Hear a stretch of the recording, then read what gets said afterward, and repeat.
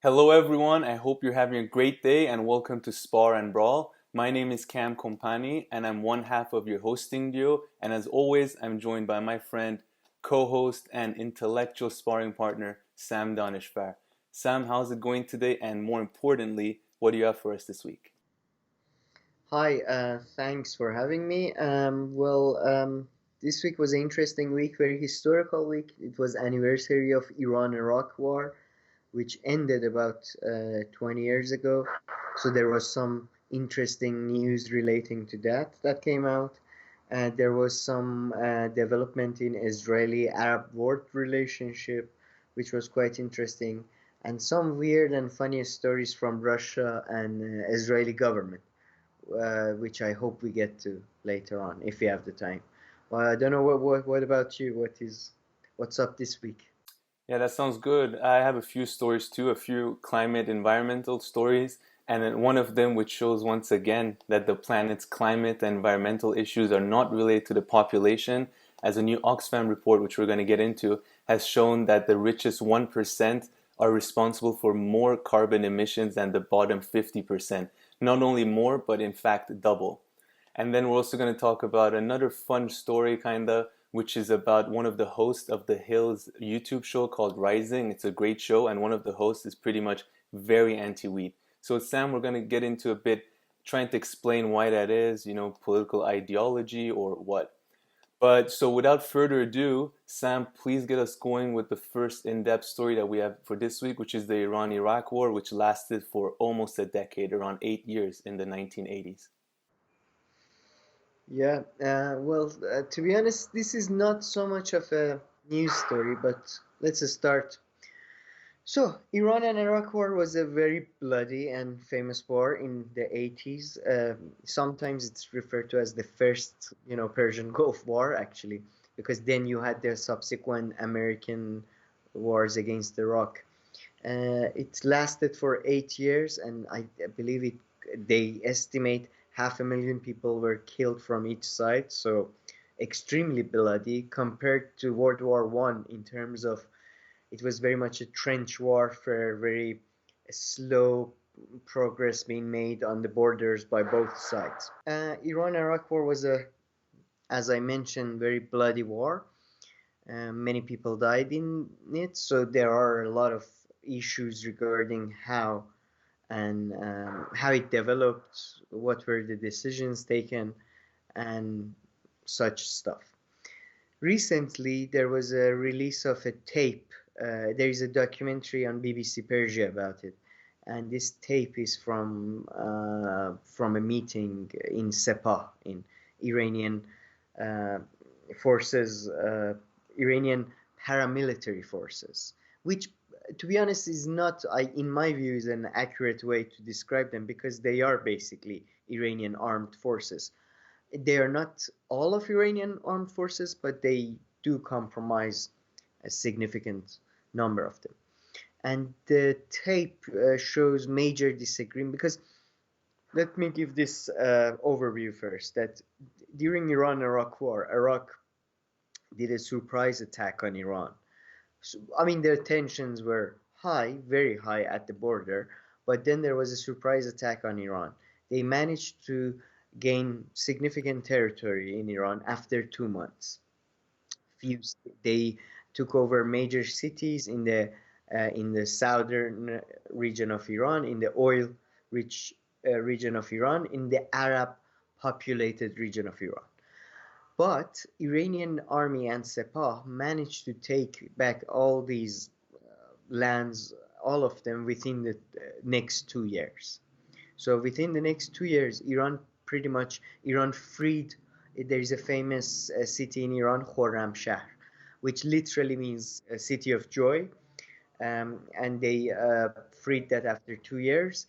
And a lot of people argue that after that, they should have stopped the war because after that point, Iran goes on the attacking side. It's Iran that does that thing. Even the then head of Sepah, basically, Mohsen Rezai, says that maybe we should have at that point stopped, offered Iraq like terms, and saw if they accepted it or not. And this argument that when should have Iran stopped the war was a massive historical debate within Iran. But this tape confirms suspicious from a lot of people that a lot of people within Sepah, a lot of young people within Sepah, people and old people, a lot of people in different positions were uh, uh, were not happy with the management of the war. This is not to say that they necessarily wanted the war to stop, but they were not happy with the management of the war. They complain about the fact that the the people who are chosen to lead them do not have sufficient war experience, do not know enough about war theory or military theory. They complain that they are mainly there to take pictures, and when there is an actual operation, they don't show up.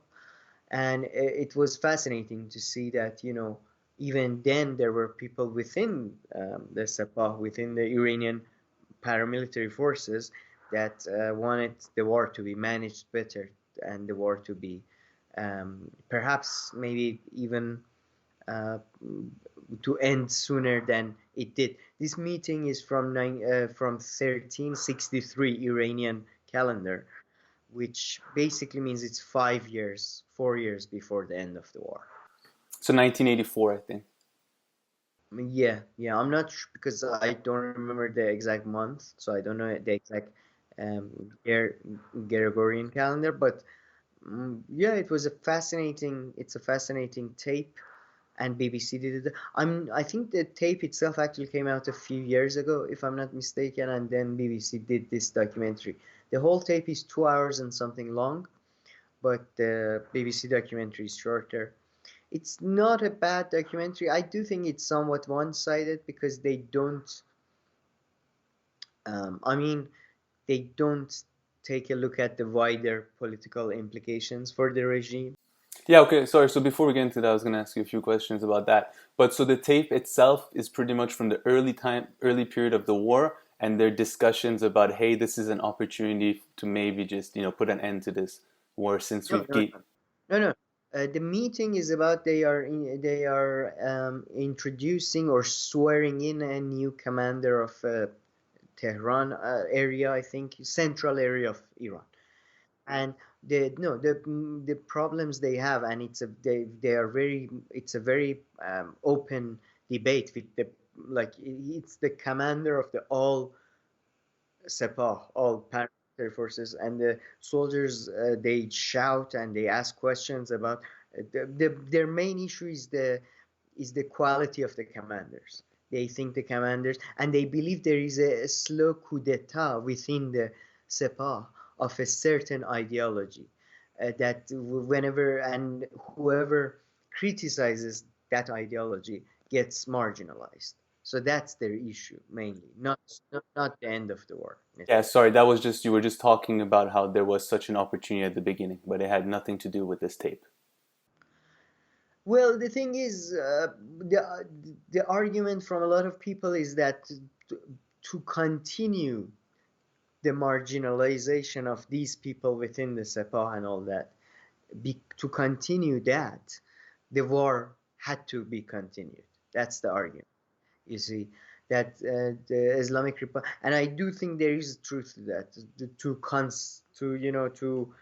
basically to get to become the hegemonic power within Iran, they had to continue the war, which would then give them excuses to put in very harsh internal political measures again. Any a slight act of criticism can be viewed as treason in a war, in a war situation. So that's why it's related to the fact that the war didn't end after the freedom of Iranian lands from Iraqi forces. Okay, I see. All right, so let's just talk about the war a bit generally. Can you talk about Iran's context during that time, and then where the United States and the international community kind of fell, which side they fell on during this war? And also, actually, before all that, Is it true to say that perhaps the Iran-Iraq war is the last war where two states went to war with each other? So, for instance, the Americans did go to war against the Iraqis, but maybe like the Iraqis didn't really go to war with them. Although at least it was two states, and the last decade or two, we've seen a lot of pretty much states attacking non-state actors, such as, well, justifiably attacking them, of course, such as ISIS or Al Qaeda. So was this the last kind of war where two states went to war? Let me answer this first. I think what you're referring to is a total war situation, and I think it is one of the last total. It's the most famous of recent total wars in terms of you had two sides.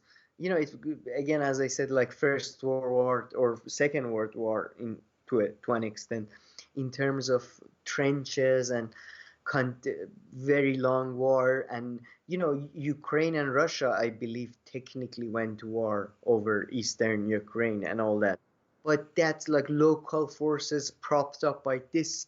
You know, it's a bit different. That this was total war, residential areas being bombed, you know, all of that. Yeah, that's So true. And now yeah, you see a lot of state versus non-state, pretty much.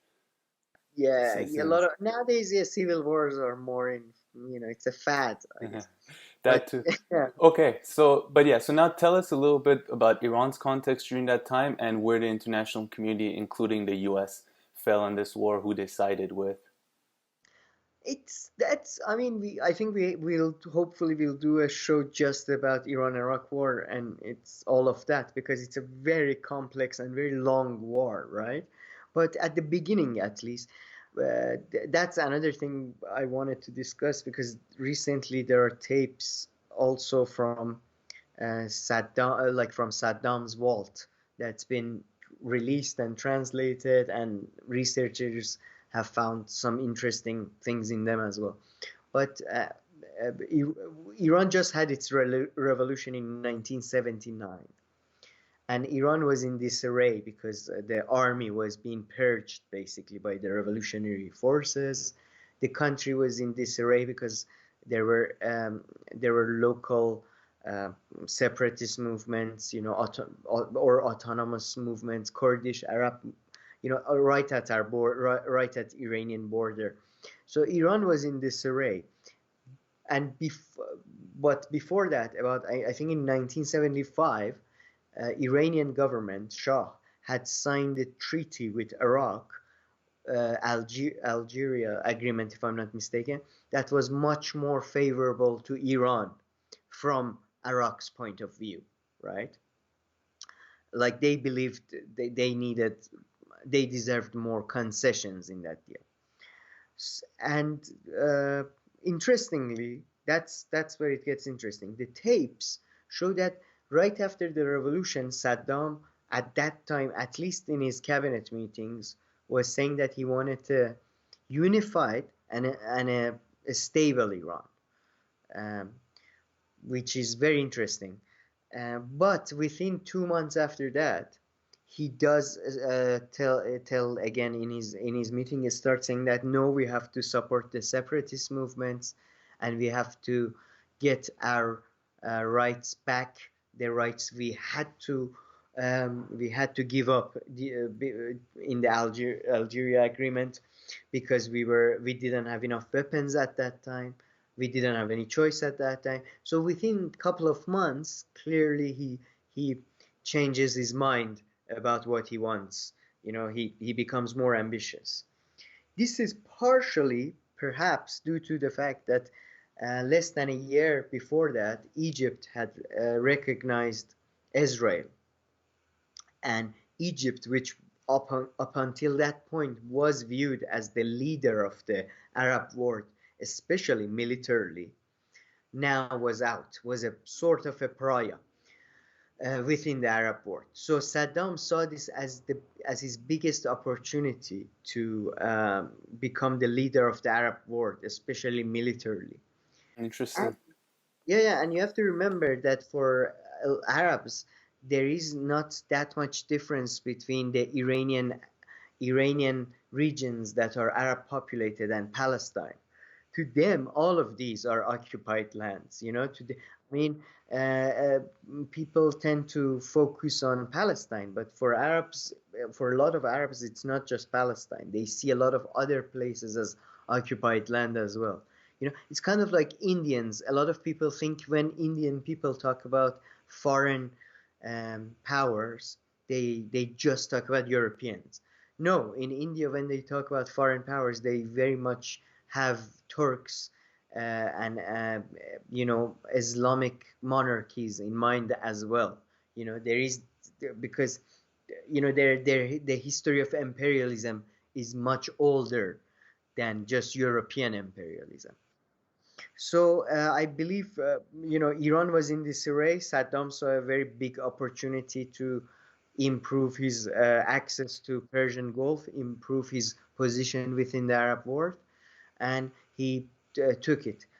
And as a whole, to be honest, you can say the whole world uh, really supported both sides. To be honest, uh, Soviet Union mainly supported Saddam. Yeah, because he was a nationalist socialist basically. He was very much in the line. He was a national socialist. He was very much a Nazi. Iraqi. That's what he was. So yeah, and but America supported both sides pretty much. They openly, they didn't support any of them. I think openly, they supported Saddam more openly. But there is famously Iran-Contra affair that American government illegally and through Iran's good friend Israel, they threw Israel and Pakistan and Egypt, if I'm not mistaken. They sold weapons to Iran. Um, they sold bombs, I believe, Tomahawk missiles. They sold a lot of stuff to Iran, whilst openly selling to Saddam as well. But as a whole, you can say at least Iraq could do its military deals in open. At least they paid market price. Iran had to do everything in the black market, pay double, unfavorable deals like cash deals. Iraq could get loans. Iraq, in fact, for this is what sets the stage for what's to come, because Kuwait gives Iraq massive loans. If I'm not Oh, mistaken, really?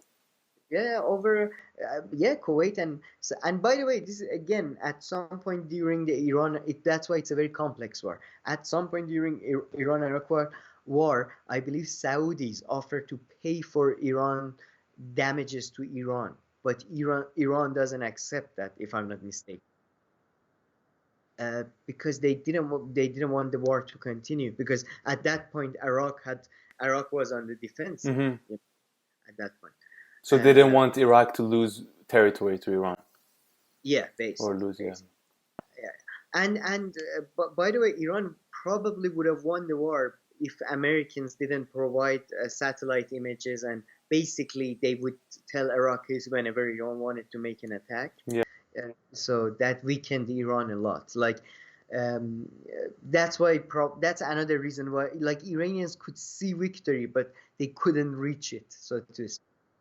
But so it's a very complex war. I don't want to just say that all Arab states just supported Iraq all the time, but they gave Iraq a lot of big loans, and that was one of the major bones of contention that led to Iraqi invasion of Kuwait, because they wanted repayment of those loans. But And wait, Iraq, no. So yeah, Kuwait wanted the repayment of those loans, yeah, and in then 1991, yeah, 2 3 years after the yeah. war, Iran-Iraq war, yeah. And then that was one of the bones, one of the reasons why Iraq ended up attacking Kuwait. Uh, Iraq basically became a military economy after Iran-Iraq war. It's something that did not happen in Iran, but in Iraq, that you had to basically, there were no jobs, and everybody went into military. Government was bankrupt. They didn't have any money. Kuwait was pressurizing them, There are many reasons, but this helped as well. So Iraq was in a much better position. I would say internationally, Iraq got more support, although Iran, I mean, famously, Kissinger said they asked, "Who do you want to win in Iran-Iraq war?" And famously, he said, "We want both sides to lose." To be honest, and that's what happened. In a way, neither side became the regional hegemon, and that's what both sides kind of wanted. You know, Saddam especially. Saddam really, this is the war that kind of, I think, like if Saddam didn't do this war, he could have probably, he would have been in a stronger position long term. Yeah. And so the war, did it end in a kind of stalemate? Is that how, is it fair to describe it that way? Yeah, it kind of, yeah, it did. Neither side announced, declared victory or anything. But you could say it was more of a failure for Iraq because they were the attacking side. They After the war finished, I believe 2 years after the war finished, UN announced them the aggressor, the official aggressor of the war, and they committed really like the image of Saddam after that war in Iran and in the region was of a Hitler, basically, because of the gruesome crimes they committed. And yeah, I think Iraq lost more than Iran, but yeah, it was a stalemate. It was a stalemate for sure. Okay.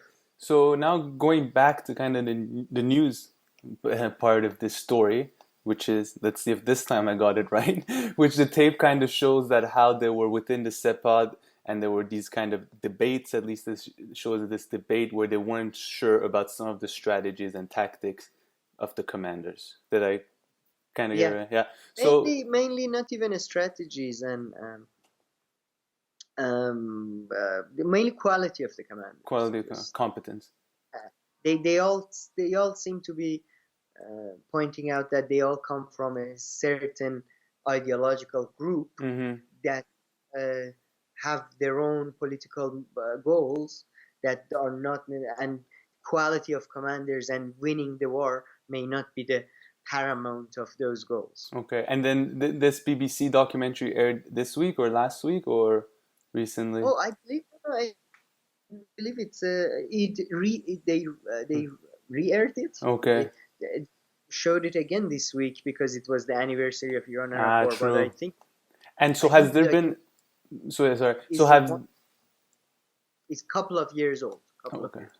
And so have there been any reactions from anywhere on this? Have you read anything, whether it's in the Iranian press or did foreign Uh, press pick it up I or? From what I recall, when originally it aired, uh, I mean, it's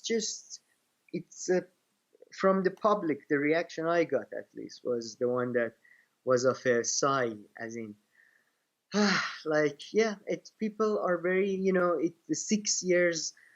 I mean, according to this documentary, if we ended the war in 62 Iranian calendar, uh, So we that's a kind of 83.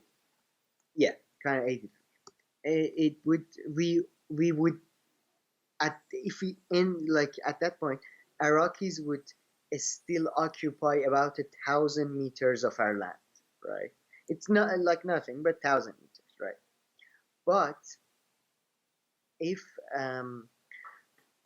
but when it actually ended in 1989, at that point they were occupying 2,000 something of our land. So even in terms of land, like just pure meter, Mm-hmm. we lost some land. So people, it's just so, but it's just such a long time ago that people are like, what can you like? Yeah, Yeah. it's just fucking sad. Okay, so now let's move on to our next segment of the show, which is called Quick Takes, where we go over a few stories at a slightly faster pace. And please like and subscribe if you haven't done so far. So the first one I have for today, we're hopefully going to get into a little bit of argument, a little bit of sparring and brawling with Sam over this, unlike the last story where I was more listening. So Oxfam just put out a new report, and I think once again it shows that the planet's climate and environmental problems don't have much to do with the size of the population. So in a way, the findings of this report are not that new or shocking, maybe for some of you, but the report analyzes carbon emissions from 1990 until 2015, so this 25-year period. And they found that the richest 1% didn't only emit more carbon emissions than the poorest 50% of the planet's population, but in fact, they emitted double that. And the richest 10% of the planet's population emitted half of the carbon emissions during this time. So, but before people kind of start pointing out fingers, this is a bit of the scarier part, is that, so if you think about the inequality out there, which is that the 10%, the world's 10% who are the richest of the world, means that they earn more than 37 or 38,000 US dollars per year. So if you make more than 37 or 38,000 dollars per year, you're within this category. And the 1% are people who make more than $110,000 per year. But a lot of this population is is concentrated in the United States. For instance, over a third of the emissions of the richest 1% are linked to citizens in the US, and half of the emissions of the richest 10% are linked to the US, and the EU and China make up for a fifth of the citizens that are responsible for, that are part of the richest 10%. So you can see there's kind of disproportionate leaning towards the Americans, but as long as you're making more than 40,000 US dollars per year, you fall within this 10% category. Now, I just wanted to read one sentence from the press release that accompanied this Oxfam report. The report was done by Oxfam and I believe the Environment Institute of Stockholm from Sweden. So I'm just going to read this out. So in the press release, they wrote that carbon inequality is so stark that the emissions of just the richest 10% would trigger catastrophic climate change by 2033. And by catastrophic climate change, I think they mean surpassing the 1.5 degrees in rise in temperature since pre-industrial level, even if all other emissions were cut to zero. So if the emissions of the bottom 90% of the planet's population are completely cut to zero, the 10% will emit enough for us to surpass the 1.5 degrees and trigger quote-unquote catastrophic climate change by 2032. So Sam, once I told you that I'm going to be talking about this story, you already said that you have some things that you think we're not going to agree on. I didn't even wanted to ask you, so I wanted to hear it first. So what's your reaction to this report and news story? Okay. Let me just say that we didn't have, like, I literally understood you're going to talk about this story like last night. So it's not like I prepared a massive, polemic Excuses. Okay, if you want, just No, admit defeat no. right now and we move on. Okay, fine. No. I just I just wanted to point that out, as in this might be a bit in Yeah, general but we've been terms. talking about this a lot. Okay. In previous Yeah. stories, so in previous episodes, me and you have argued over how much of an impact the size of the population, of the planet's population, has on our environmental and climate problems. And I've argued that although we can't just have unlimited population growth, but the current problem has little to do with the size of the planet's population. And in fact, if you get rid of half of the world's population, if you don't get rid of the quote-unquote right half, you would barely be doing anything when it comes to the planet's environmental and climate problems. No, yeah, you're right. I'm not sure. Okay, all right. About this specific study, let's start with that, right? First of all, I read the press release. Their press release. Okay, my problem with these type of studies, which are used as, to create very eye-catching headlines in Guardian and that type of website, is that I need to know details. What does that mean? The 10 richest people cause more. more pollutions, and I'll explain that. In the press. First, let me talk about it. In the press release, there is no specific details about the methodology of this study. I went to the study itself, which is called Confronting Carbon Inequality. I tried to it says it's available for download in English and in Arabic versions. I tried to download the English version, I couldn't. So I couldn't study that, right? It's not an excuse. I tried to download it, But if you go to the but press release and you scroll down, there's a part which says here, and if you click on that, it takes you to 4 PDF files, and it pretty much has the report in 2 to 3 languages. well, that's what I.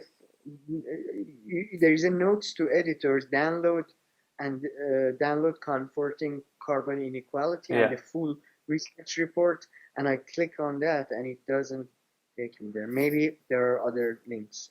Send them to me. But yeah, I couldn't read the exact report. But until I don't know their methodology, I can't really criticize or support their analysis, right? Because I don't know their But methodology. but Sam, My but Sam, problem, my problem, wait, with these type of studies that I don't trust their methodology because it doesn't really make sense to me. First of all, majority of, in my view, majority of the pollution in the world is not produced by individuals.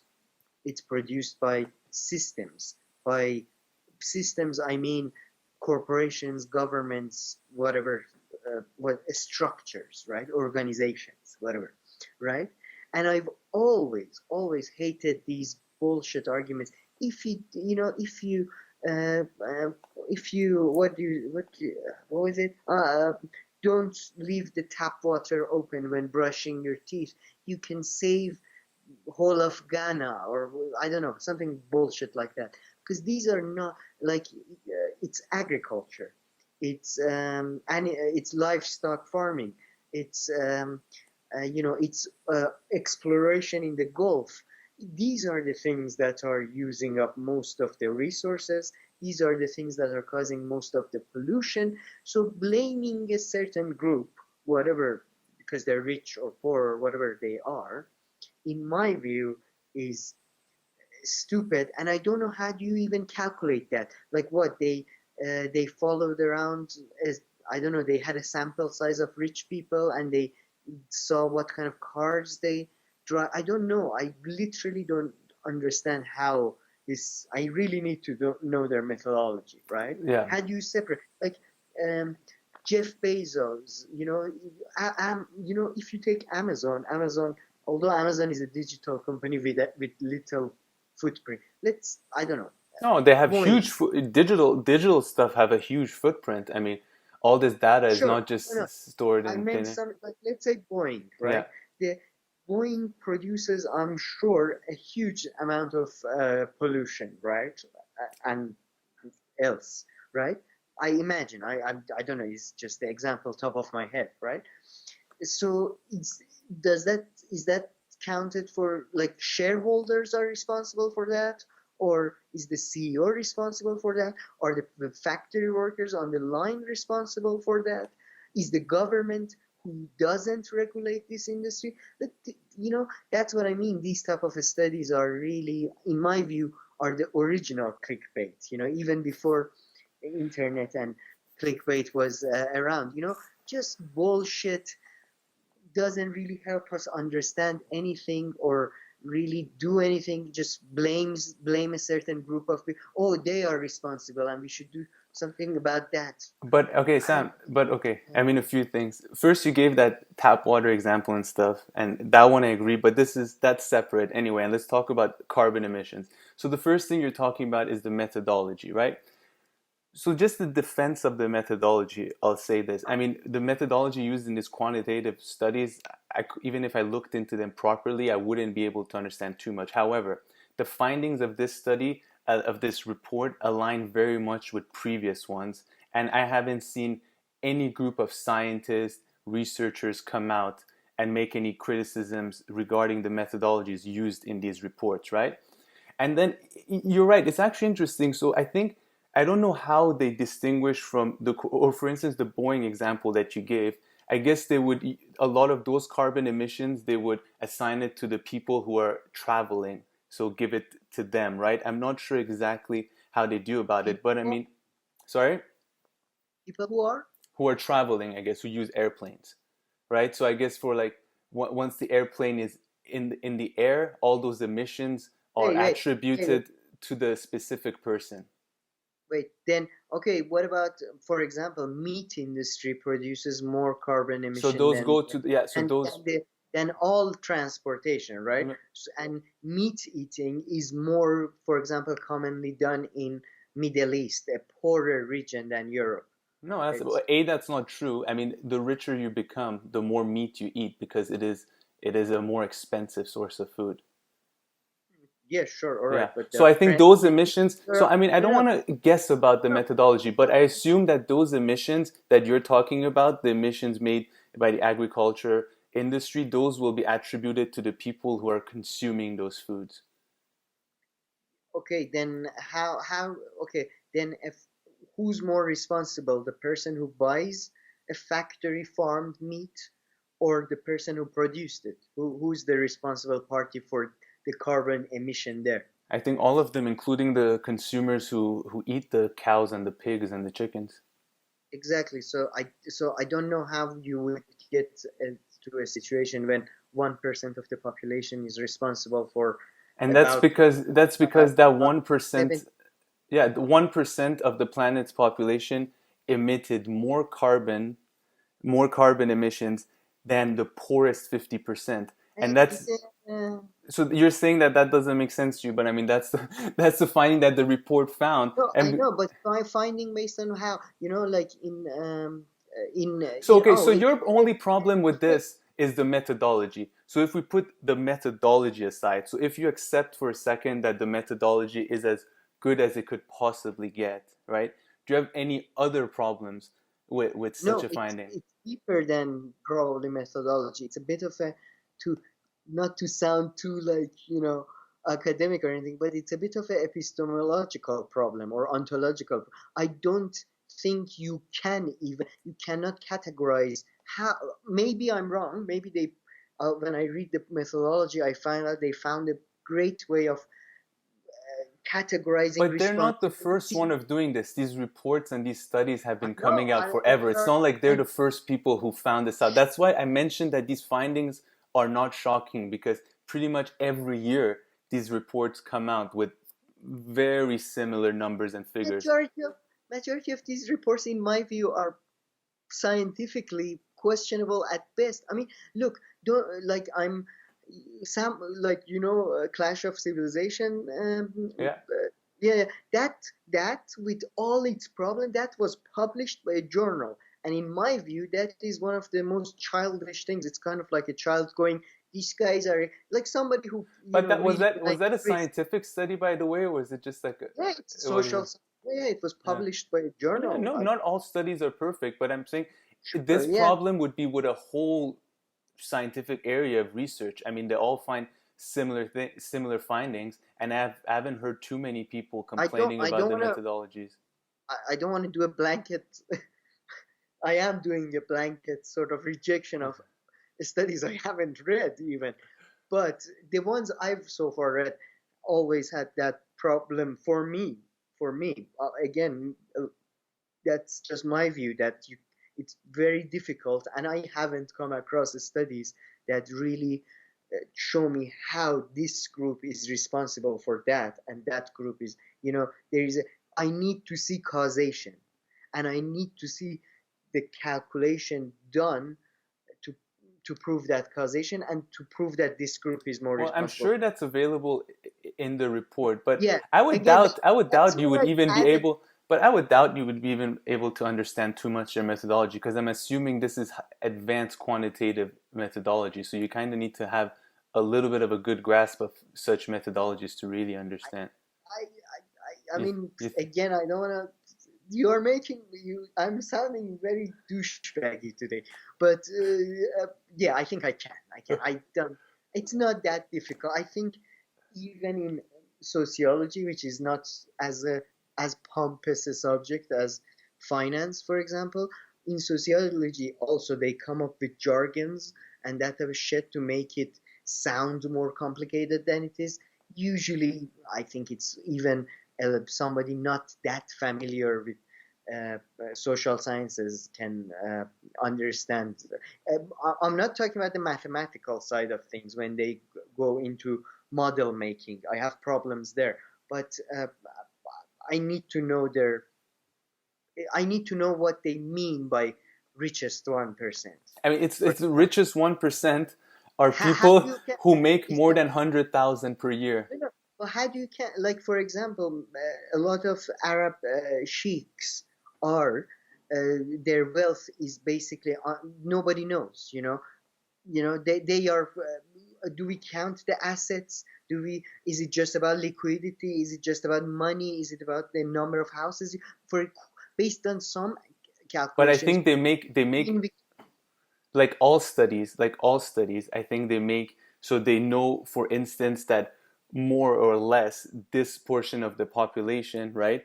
This segment with this level of money emits this amount of emission, right? So from that they do kind of, I think they do a generalization yeah, yeah, from that. exactly But they always do that in all studies. I mean, it's just like sampling, right? You find a representative sample, so that might be 5 to yeah 10,000 and Americans, and then from that you draw a bigger conclusion, which I agree there are problems, but I mean, I'm sure there are ways for these studies for more or less to figure out, based on however they do their research, how much emission you can attribute to each category based on how much well they make per year. okay, that's where it probably gets to a problem. Generally my view has that there's a massive problem with majority of empirical studies.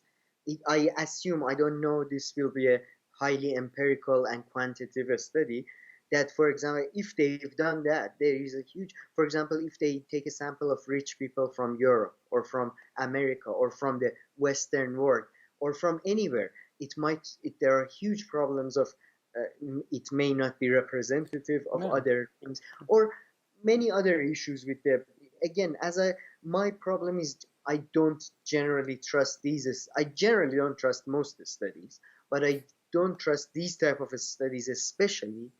And when they are used to create headlines and then you read the article and there are no details like the one I read and the press release, But you I read the think press they're release. just it's more of, yeah, I read the press release and a Guardian something. Yeah, the And Guardian was just like the press release. I mean, of course, if you want to dive into the methodology, you're gonna have to read the report and maybe even, more than the no, but references. they could have you know it's, and I think these are, or again, this is more to attract people of a certain ideological view to your content. That's all it is. Oh, the richest people are responsible.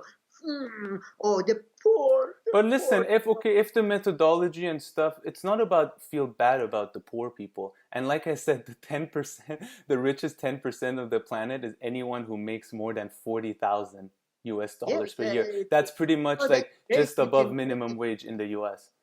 The bourgeoisie can join in the hysteria as well. Yeah, it's great, that, yeah, there is one group of very small people. Only if we can catch them and destroy them, all our problems, because all of us, we are all fucking great, But I mean, all the but it's true though. normal. If you have less It's money, not you're true. gonna emit much less emissions. You might not have a car. You might not have 2 or 3 cars. Yeah, You might but consume less meat.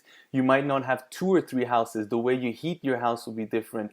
The size of your house will be different. The amount of clothes that you buy, the sheer amount of shopping that you can do, the more and more and more amount of money that you have. All these things add up. I mean, let's say if you're a homeless person, right? Let's say if you're homeless, right? How much emissions can you have? I mean, besides the food that you eat, and maybe if you go to a homeless shelter and it's heated and you're responsible for that emission, you take the tram or the bus every now and then. I mean, okay, you're kind of maxed I out. Whereas no, if you have more and more money, you can buy new clothes every single week. You can drive your car. You can go on 5-hour road trips every single okay, all right, weekend, but for instance. these are all jokes. These are all not what's causing the major. These are not what is destroying the oceans. What is destroying the oceans is fucking drilling for oil. That's one is thing. shipping massive amounts of different things. Yeah, massive amount of different things No, no, that the more no, no. consumed, the No, no, richer wait, wait. you are. It's not different things. These are distractions from real systematic issues. Yeah, sure, rich people have more opportunities Yeah. to exercise control over nature. Sure, all right, whatever. But if we change them with another person, would that change? No, No. you're right. It is a systematic issue of And overconsumption and a carbon-based economy, which we found that recently and apparently wait, affects wait, the climate. wait. For example, in countries in Middle East, for example, their rich are not as rich as they are in US, all right? But from this is just based on anecdotal and my experience, but they are far more destructive towards nature because in these countries regulations are far less. For example, hunting is much more common because there is not as much of a the nature police is not as strongly enforced, But Sam, right? I don't like So how we these conflate wait, wait, all these these people. different environmental issues and I mean, hunting has nothing to do with climate change. Okay, I guess I'm just general. Like, Okay, I mean, I'm I very understand your no, point. climate change is always happening, right? But now the problem is the speed of climate change because of human level of activity. And I don't just care about climate change, I care Yeah. about destruction of nature and pollution and all that. But again, I haven't read this specific study, but I'm sure if I do, I can specifically talk about its methodology. But the idea that, or even carbon emissions, in countries where rich people are not as rich as a lot of people in US, for example, right? They are not part of that 0.1%. They can, for example, have cars that emit much more CO2 because there is not as much regulations on that issue. So again, this study has to be. Look, I just think it's wrong to look at individuals like that. And I don't know. Maybe I'm wrong. I need I again. mean, I would also, I highly doubt their methodology is perfect, and I'm sure there are many holes that can be, that you can point out. It's just that these findings and these studies, I mean, it's a systematic thing if there's a methodological problem here, because their findings, like I said, they're actually not surprising. I'm pretty sure you could have found this exact headline a year ago or the year Yeah, before. yeah, Yeah, exactly. but I mean, this time they analyzed this period and they put out their report. But also one thing, they're not taking the 1% as like a subjective thing, right? It's just people who make more than this amount of money in US dollars. So it's not like an American this is richer than American that. It's just people who make more than, for No, the but 10% who make there's more than what was it, like 38,000 per year. there are huge problems with that, right? Because, for example, if you live in China but you earn dollars, that it's different than living in India and earning dollars, or living in US and earning dollars, or living in, it's I again there are problems with all of that. Yeah, I But see that. to be honest, I you know what I maybe hopefully when we do our more academic based shows, which we hopefully we do at some point, which we hope to cover like history and sociology and all that type of shit.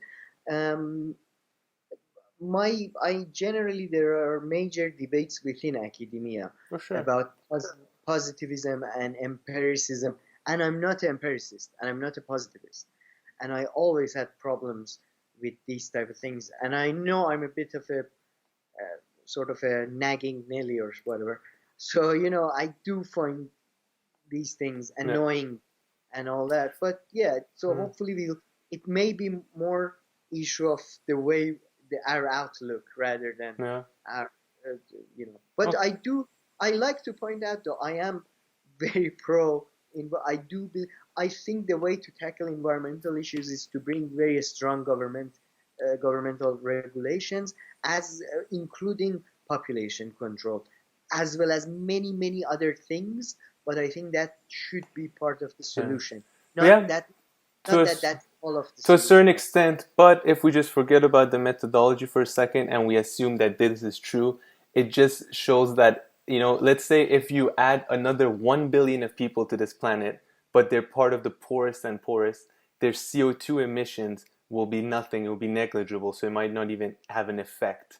So it really comes down to lifestyle and who's consuming how much. And I think in addition to government regulation, there just needs to be a change in, to a certain extent, in lifestyle as much as possible and taking these things into consideration. Well, I don't think a change in lifestyle is possible without governmental regulation. But I I mean, don't government think. can't regulate how much shopping a person do. This, I think this has to, a person, I mean, that you haven't seen that much examples in Western No, no, societies no. recently. That You would be have. huge. You have. What is quantitative easing? When they print money, Yeah. they boost demand by printing money. Okay, in If that way, for but they can't wait stop wait anybody from going into H&M and buying 20 pairs of pants for like each week. Anybody who no, wants to do no, that is they allowed to can. if they have the money. They can. Yeah, sure, you can't regulate that specifically, but if, for example, you incentivize purchasing Hmm. local food, it's not that difficult. It's something they do all the time. And in fact, currently, government subsidizes oil and gas industry. In fact, I believe there was a study, they've been getting more than $1 trillion of Hmm. subsidies over the last decade or something. So the idea that they can't regulate or they No, can't I didn't say they can't regulate, but that's one part of it, right? Because I mean, I 100% agree that that's maybe the main part, but there also needs to be like, in certain, and for most people everywhere, just and moving on, away from consumption just for the sake of consumption and just always being, obsessed with these small things that are not important and just buying more things. by the way, we have to do one special episode just about the population thing But I because I feel like want to it at comes least, up in every episode. it does, and we have to like settle it or like at least because I feel like my arguments it's such a contentious issue. In short, it comes out very wrong. Yeah. But my point of view is not that population is just because there's so many people and they use so much shit. It's that when you have such a large population, environmental decay, and by the way, massive inequality. This is my view. Economically, is inevitable when you have such a large population. It's not that they are necessarily. It's just I believe it leads to such a structural issues. But yeah, it's Okay. No. I Fair enough. And we should do this again one time, but I think right now we're just going around in circles. Hey, by the way, is your hand next to your microphone or something right now? Oh, no. okay, What? beautiful. No, just for like a second. I think when your hand kind of goes near your microphone, there's like this sound buzzing. But all good. Let's Yeah, forget yeah. about it. Okay, so if you agree, let's please move on to the next story, which is, what did you have? I forgot. Oh, and the return of Quad, which, to be honest, I really I had heard of Quad before. Yeah, what is that? What's quad? What are you talking about? It's a what the yeah, what I keep nonsense on is thinking you're saying the squad. You know how no they no. refer to the It's a, to the politicians in the states. let me So because this is an acronym for some kind of trade deal, right? Quad. no. No, Wait, okay. don't get ahead of yourself. Okay, I have a problem with acronyms, methodologies, the letter Q. No, yeah, I feel like today you got excited about all of them. Like when there's a meeting or stuff, it's not an agreement. They just talk. They just. But Quad. Let me find the exact definition because I don't want to. All right, I'm gonna read this. This is from the strategist website. Okay. I think this gives us a very good overview of the Quad, specifically if people want to get to know. It is. After I read the description, I'll tell you there are. I have certain issues. Okay, sorry, is your left hand near your microphone right now? Like, So Quad is a. Let's talk about Quad. First, I'm going to give you a background and a definition of what they are. And it's not an agreement, it's not a treaty, it's not a grouping. It's a very low level at this point. But let's to understand what Quad is. In late 2017, the revival of an idea over a decade old, the Quadrilateral security dialogue. So Quad is short for that. Quadrilateral security dialogue created a wave of debate, concern, and anticipation across the world. The Quad, as it is commonly referred to, or more precisely, Quad 2.0, as this is its second life, is an informal dialogue between four of world's major democracies: the US, Japan, Australia, and India. Quad 2.0, like Quad 1.0, is a controversial yet important idea that has survived the test of time. The four members' first major get-together was in December 2004, when they responded to the massive Indian Ocean earthquake and tsunami in a coordinated multilateral humanitarian assistance and disaster relief operation. Following that, in 2007, the first formal meeting between the four happened on the sidelines of ASEAN Regional Forum in Manila. Soon afterwards, the first naval exercise involving all the Quad members drew Chinese diplomatic protest, after which Prime Minister Kevin Rudd pulled Australia out of the exercise. And Quad 1.0 basically, at that point, Quad basically stopped. And recently, in 2017, and more recently, this year, after India had its clashes with China, they got very close to Australia, and 3 days ago they had a joint naval exercise. Basically, it seems if you go back from 2 decades ago, you see a shift in India's strategy. 2 decades ago, when they wanted to do military exercises in the Bay of Bengal with Singapore, US, and other countries, where China protested and India pulled out.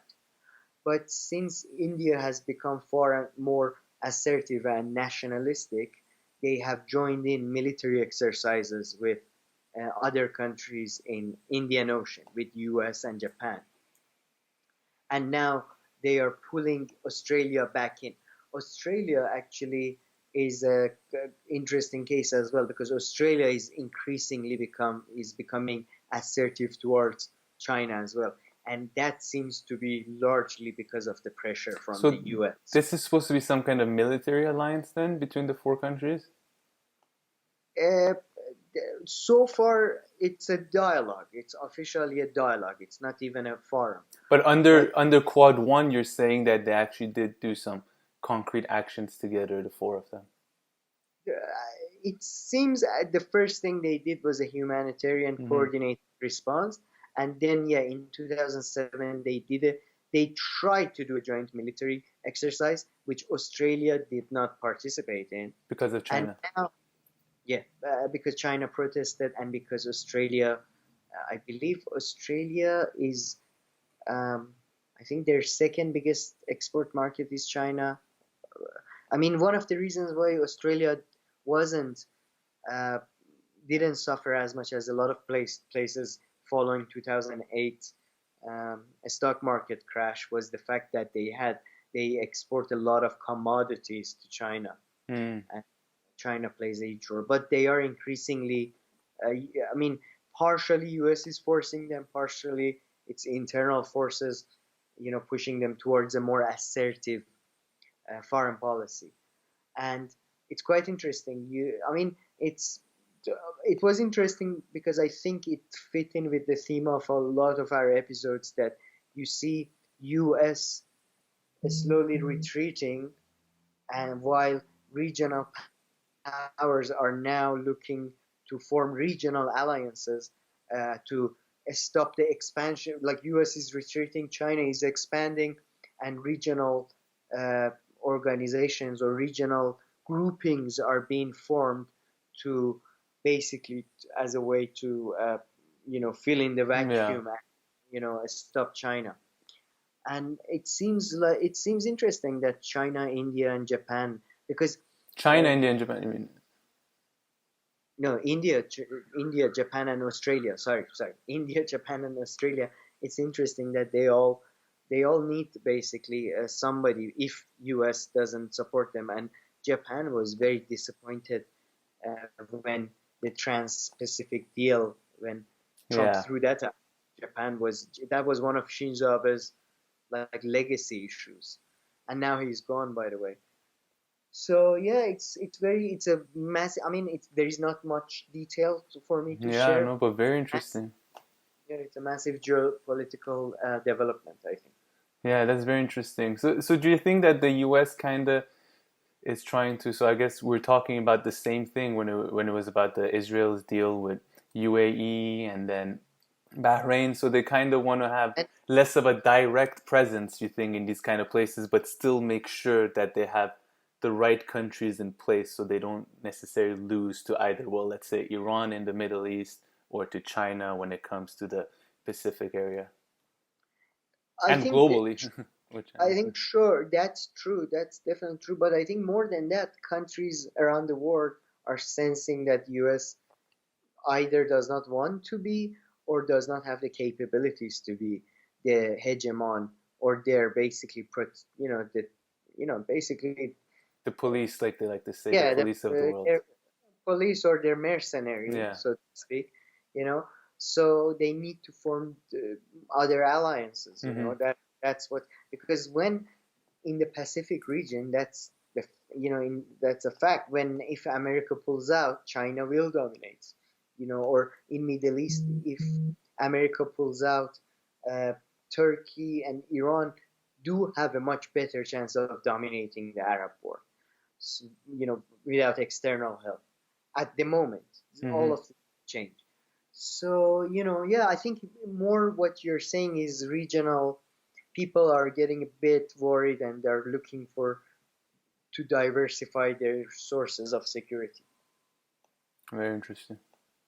I think that's one, by the way, trend. Another trend is an increased nationalism. Mm. We see like in Iran, in Russia, in UK, but you see there is this regionalism more in Europe, in Pacific region, in maybe in South America. I'm not sure, but I think there are some signs. Yeah, no, certainly. Very much agree with that. Nice, very interesting. So that's what the quad is, not the squad, but the quad. So I guess we have to see if But it it's further yeah, develops. but it, We have to see if it further develops, and also if the U.S., if under Biden, let's say, if he becomes president, if they're still going to try to retreat or maybe a bit less. I don't know. What do you think? under Biden, Yeah. I think under Biden they probably, at least in terms of like international institutions, they will care more about in terms of NATO, UN, because Trump administration, I don't think they're that unusual, but at least in terms of decorum and processes, they have disregarded all decorum and processes Yeah. that at least kept up the image of international institutions. But I think the general trend of US retreating is something that I think has started under Obama after the idiotic expansion under George Bush. Uh, and I I don't I think the Biden team is very, I think what we see is a retreat in the global scale, but an increased focus on the Pacific region, Mm-hmm. at Yeah. least for the next 30 years. I don't think empires tend to go down in, over a second or something. They tend to take a long time to decline and decay. So I think 100%. they might even increase their presence in the Pacific region, because Obama's Yeah. administration, at least, which his team seems to be forming Biden's team, they were more focused on Pacific region Yeah. than Middle East. But in general, I think you will see the continued retreat as a whole, Yeah. not specific regions. Yeah. I mean, I think that, I mean, the U.S. Iraq war, although it is now what, from 10, 12 years ago that it, 2000, 2000, yeah, 17 years. yeah, 17 years. I think it's still such a consequential thing what happened there. And I think even in the coming decades we'll still see that it was just such a consequential thing, and I guess shifting how the US behaves and not going in a certain direction, which was like the expansion, but in fact realizing, I mean, yeah, just it still seems like extremely significant, and will, I think, will remain extremely significant in the coming decades when you go back and study the United States and just world politics and everything. Yeah, I agree. It was hugely important. I don't think it was probably as important as, for example, I think the most important thing that has shaped all of our lives Mm-hmm. was that 1979, 1980, those 2 years, uh, Thatcher, Reagan, and Iranian Revolution. And a lot of other shit. Very true. And since then, we've been basically living in that world, in Yeah. my view. But yeah, you're right. I think 2000, the Iraqi, Afghanistan, to a lesser extent, war, the 2008 crash, these two things are just like you can literally see the footprints Yeah, from now to then. very much so. And I think people hope, although in different ways, they hope that the coronavirus will lead to some magical shifts in the way people think and the way that the world is. But I really don't. I really don't see it that way. I think in 10, 15 years, when we look back at coronavirus, I don't think it will have any of those kind of impacts that, a lot of No. people hope. A lot of people hope that this will like change and like people wake up and like, not do like things that are kind of unrelated to coronavirus, not do wasteful things or, Oh, but I really don't, I really don't see that.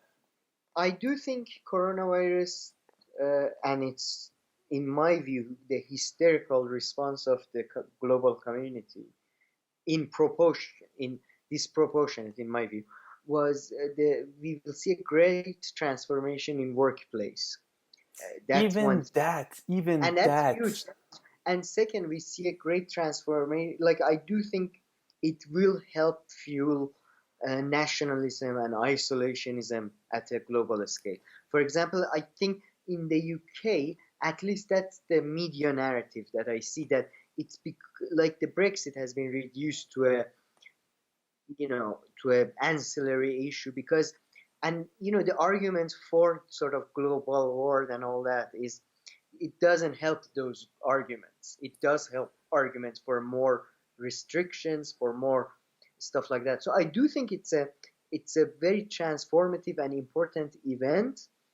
But I disagree that it's going to change the people. I think it's Yeah. going to change structures within society, and then we have massive consequences. Even that, I don't know. Even that, I wonder. Some people like hope, oh, like, from now on, maybe people will travel less. But I've seen it. As soon as the lockdowns are lifted a little bit, it took people a couple of hours or a day or two, which I don't blame it, to just everybody fall back, just try to go back to exactly how things were before. Yeah, but I'm sorry. This is a belief again.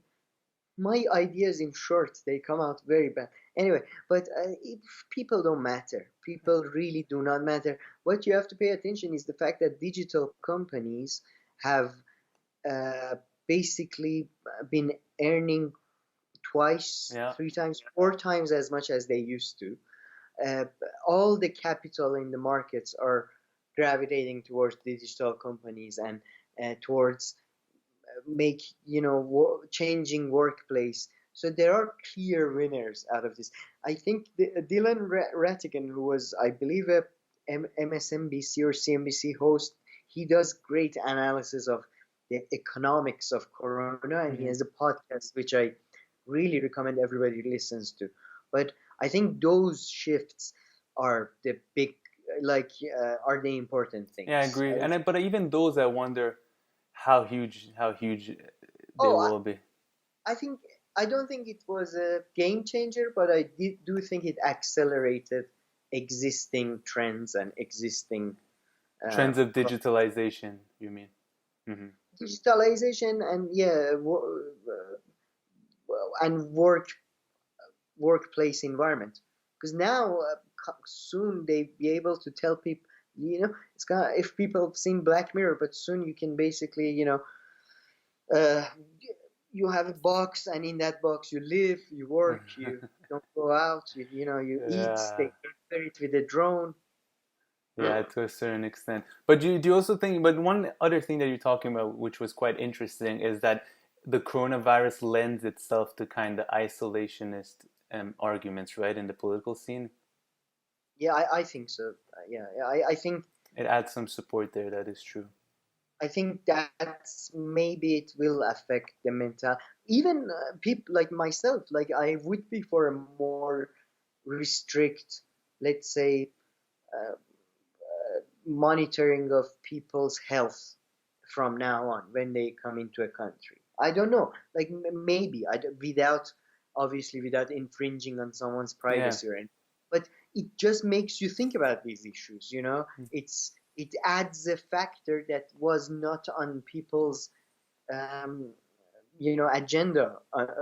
At least wasn't as you know prioritized. Yeah, You know, very I true. think so. Yeah.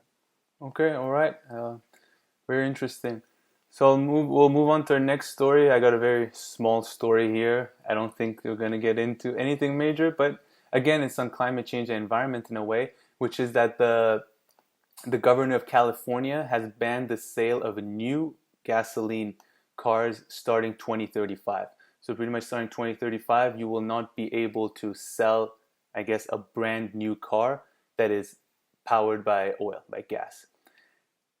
Please. Quick question. Because as you know, I studied in the UK and lived in the UK. When they say gasoline in US, what do they mean? Do they mean petrol or Yeah, do they mean petrol. They mean petrol. So I mean, oh, most cars in the world, normal petrol or a special kind of no, petrol? no, no more petrol that you get at the gas station. Pretty much cars that you go to the gas station. So most cars are, you go to the gas station, you put petrol. In Europe, there are a lot you go and you put diesel. And Mm. in some countries they have these gas based. I've seen it. I think in Brazil I saw it. In Brazil, by the way, it's ridiculous how expensive gas is at the gas station. It's the same price as the United States, or more than the U.S. Probably same price as Europe, which I found to be shocking. But a lot of the cars are exactly powered by gas, But, something like that. sorry, I thought in Brazil, I remember this from when I was a kid. It was famous that Brazil cars run on ethanol or Yeah, alcohol. yeah, I don't know what it is, ethanol, gas, or something like that. So a lot of cars have that because exactly oil is, Uh, yeah, by the way, our audience double check us on these because yeah. I'm But I talking was out. just there. I was just there in December 2019 before the world Uh, ended in a way, and I was shocked at how expensive. Because given the purchase power and how much other things cost there, it was surprising that gas at the gas station was pretty much the same price as in Europe. So I was like, how do people? Because you take an Uber and the Uber wouldn't cost anything. I was like, this make no sense. And they're like, these cars don't run on gas from the gas station. So and uh, on oil from the gas station. So yeah, exactly what it is. So anyway, this ban by California, they're not the first place to do it. There are at least a dozen other countries that have made similar pledges by 2030. So this includes England, Germany, Norway, Sweden, Israel, and India. Apparently, Canada and France also made similar pledges for the year 2040. So I mean, this is not. I've not bad developments, a trend. It's nothing shocking. And then the other day I was arguing that the aviation industry, in a way, is wrongly maligned because they're only responsible for 2%, 2 to 3% of global greenhouse gas emissions. And in the case of California, for instance, they're only responsible for 1%, whereas passenger vehicles emit 28% of all greenhouse gases in California. So, I mean, they are the biggest more than any other sector. I have a nice little chart that I'll be putting. So, in the chart, this is a California chart. So, transportation makes up 40% of their greenhouse gas emissions. 28% of that are cars. 8.4% are heavy duty vehicles. And then the next one is aviation, which only accounts for 1.1. So, I mean, if we're going to be reducing carbon footprints, I think cars, they've always been a main target, a big one. And I think that is true. But of course, then later on, there's going to be other issues. If someone is against such thing, the first thing they'll talk about is lithium batteries and getting rid of lithium batteries. What are you going to do What are you going to do with the batteries? They release toxins and all that. So that's just the next issue that we probably have to deal with in the coming But, decades. if I may connect this somehow to our older, to our the topic we discussed Yeah, already, the environmental thing. That's what I mean about systematic stuff. yeah. That what from what like plan again that documentary Planet of the Humans is great. That for I think example, you're the only progressive leftist person who says this. But anyway, most people have problem with the specific no, population argument in that documentary, and I haven't seen that documentary. no, Sorry for cutting you off. Continue. no, you're thanks for the clarification. But yeah, it's for example, I think the solution is probably not, we basically have to find a way to use more public transport rather Yeah. than I a mean, more this is efficient. California, and they barely have any public transport, I'm guessing, except buses. But for instance, they rode You know, it's rail. So you railroad. know, Sorry. it's very fascinating in a lot of places in America. This is true about, I think, East Coast, I think Washington at least, but I've heard it happen a lot across America. They had electric powered tram and rail systems in the cities, which was quite actually very environmentally friendly, but those were destroyed for roads and cars, just because that I'm was not the industry of surprised. the time. Yeah. Yeah, so there, yeah, it's, I think, I'm not yeah, we have to. surprised. And apparently, the United States has a terrible train system. I mean, it's borderline useless, apparently. The trains, we should do an episode about the history of train system. Actually, it's really fascinating because there is a great TV show by the way, Hell on Wheels. It's not accurate, but it gives you a feel that train system in the US.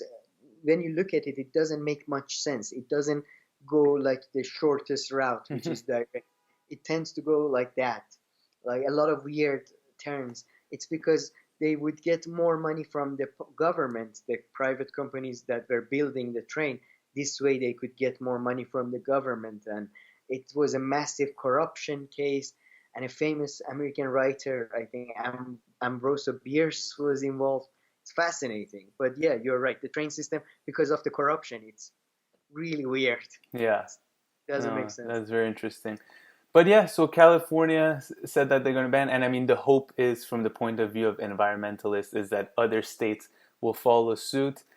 And I think, I mean, addressing the carbon that comes out of modes of transportation is specifically car. In the kind of discussions that we're having, it's one of the more legitimate ones, whereas the aviation one, which just baffles me. I think it's just stuck in people's head now. Like, as soon as they think of CO2, I feel like a lot of people straight away associate it to the aviation industry. But No, it's, yeah, I mean, I feel like, I wonder if there's something I'm missing. So if anybody thinks, is there something I'm missing in the story, that the aviation industry globally is responsible for 2 to 3% of greenhouse gas emissions. So even if we do all the regulation we want, and of course it's supposed to grow, so it's supposed to become more. So I mean, we should bear that in mind. But currently, it's only 2 to 3%. So if we were even to kill ourselves, and there's all kinds of regulations and lifestyle changes, we could cut it down to 1%. Whereas I think there are other areas which we should, direct our energy and focus towards, such as cars, which is, I mean, huge. And I think these statistics are similar for all of the US, passenger vehicles specifically emitting 28% of greenhouse gases. And then in the case of California, the production and refining of gasoline and other fuels for them, for cars, generates 11% of the state's greenhouse gases. So that's just the refining of it. So preparing the oil for the cars and all that. But yeah, that was just a small little story I had there. And then the article I read, there's this one line, it was crazy. Well, not crazy, but I didn't know that so far 3.6 million acres have burned in California this year. And so this is double the previous record. I didn't know that. I didn't look more into it. So I think they're referring to 2020, and there were, of course, fires in 2019, 2018, blah, blah. So double the previous record, that's maybe something I should look more into, but this was written in the article. that's awful. Yeah. Just cut them off. Yeah, surprisingly, I don't disagree with you there. I'm not gonna I have a nag. problem with the methodology of the. So, what are, What are what is cars? gas? No, no, no. What is Answer. gasoline? What is a How car? do you define car? How do you do toy cars that children buy? Do they count? Yeah. No, I'm not a dick. All right. Yeah. Well, okay. All right. So please like and subscribe. And now back to you, Sam. Yeah, please like and subscribe to spread the word. And also comment, catch us or bullshits. We're talking here for, for over Yeah, 2 hours. So please point yeah. out everything that we're saying which is wrong. Or, I mean, I would really love to be challenged on the whole aviation thing. I mean, Yeah. I feel like it's something I haven't really looked into, but I keep on running into this one specific argument that I would make. So I'd love for somebody else to perhaps highlight why the aviation industry So should, far, should, should so focus. far, you have chosen aviation and gender reveal party to be your two major issues. Every week. As a politician, I would just focus on these two issues. My shirt would say ban gender reveal parties, and my hat would say fly airlines or something. Yeah. And I'll do I don't know, I'll be just the The methodology guy. methodology. Just just asking who said what. Yeah. All right. All right, this was a very quick one, but I believe yesterday or the day before yesterday, the U.S. envoy to the UN said that you can expect another Arab country to recognize Israel in the next few days, in the next week, I believe she said. Which, I mean, surprising, but I guess not surprising. And the candidates seem to be Oman and another country which escapes my mind, but I think it was a Northern African It country. won't be the Saudis, right? I think the Saudis No, in their General Assembly no, speech they referred to it or something, but yeah. no. Pretty much Saudis and Kuwait are out of the question. They both publicly said no, not now. But the most likely candidate is Oman because it has had relations Yeah. just Bahrain and UAE has had. So it would make sense. Although at the same time, Oman used to be until last year when Sultan Qaboos died and the new king came about. Oman is very close to Iran, Mm-hmm. both culturally and it used to be very economic. It was the major. It was the major um, go-betweener between Iran and US, and even I believe they were the one who the Iran US deal. I think the negotiation started in Oman, or they played a key role in um, arranging the two sides Yeah. to meet. So that would be more interesting than Bahrain and UAE, who are traditionally viewed as Iran's sort of um, enemies in the Yeah. region. Because Bahrain is basically a place where Iran kind of has a claim, like a material claim, like they say that area should be ours. And UAE always has a very contentious relationship with Iran. 100%. But Oman would be interesting because Yeah. that could signal a shift towards US or Israel for Oman, or it could, if they don't do it, if they do come out and say we are not going to do it, it could signal continued neutrality. And Mm-hmm. so far, the new sultan hasn't really done much to show his hand. So, Mm-hmm. and except recently he has started to change a lot of ministers. But then again, it's unclear. They are changing because they're old. They're changing because they're not maybe as loyal to him, or they're changing because there is a different policy, or Mm-hmm. all. So that was it. That was That's it. very interesting. That's very interesting. So, I mean, to me, okay, I know why Qatar is not doing this, right? Because they're technically feuding with the Saudis and the UAE, and at least on paper, they're more supportive of the Palestinian cause and whatever that is and all that. But what about Saudi? What do you think their reason is that they don't want to do this right now?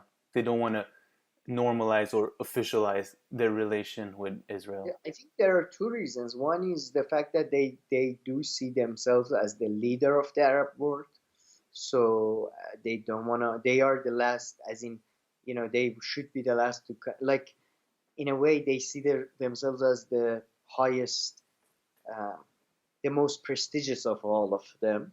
So I guess they're gonna hold their, hand until the last moment. Secondly, I mean, we don't hear about it a lot, but Saudi Arabia is a very conservative society, except besides the fact that it is, when that's why I said 1979 and 1980 was such pivotal years. The same time that you had Iranian revolution in Iran, you had a very similar thing. Almost a revolution happened in Saudi Arabia, in Mecca. There is a armed conflict between the rebels and the government, largely because of the reforms, including introduction of television.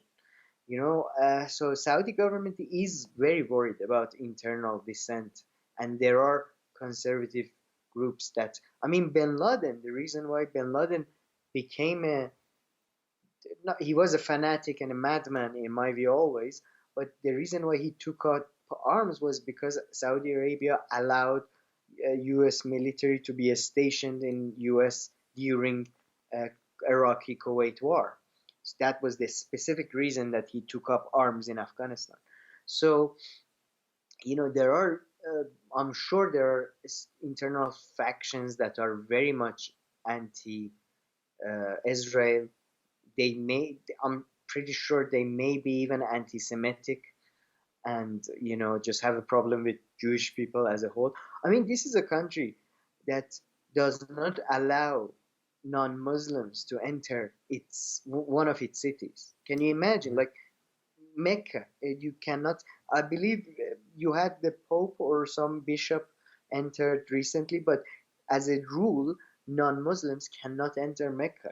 If this is like there's a whole estate on the east, the Shia majority state, that is basically a black zone for uh, reporters and such.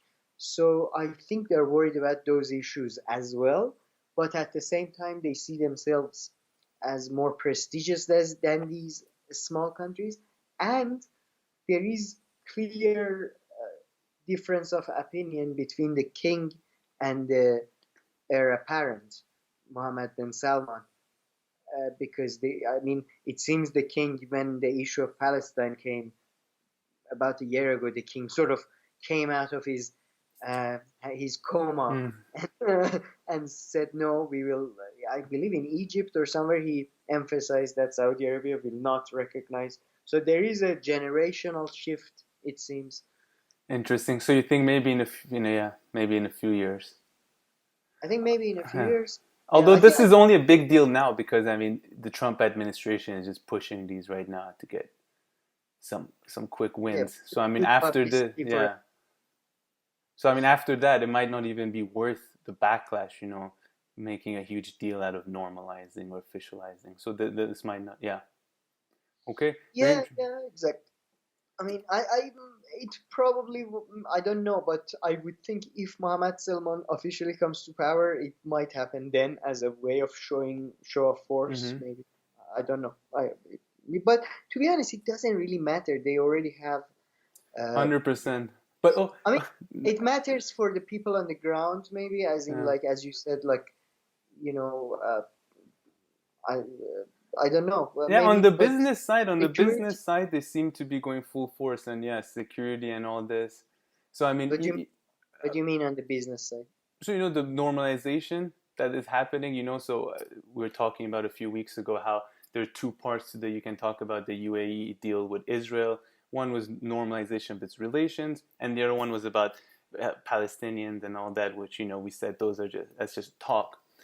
But when it comes to normalizing or further enforcing their relationship with Israelis, I mean, I found it interesting that they're doing a few things that are quite symbolic. I mean, everybody's talk about proper big money business and military and all this, but also just on the smaller side, I was reading they're opening up. So in Dubai and the UAE, they actually would not let Israelis come to, like, they weren't allowed to come as tourists. I believe that is changing now. And now they're opening kosher restaurants in both Abu Dhabi and Dubai. And I just read this morning that a Dubai-based team, I believe, or maybe it's an Abu Dhabi team, they've just signed an Israeli football player. So in a way, it's no big deal, but in a way, it's a very symbolic move.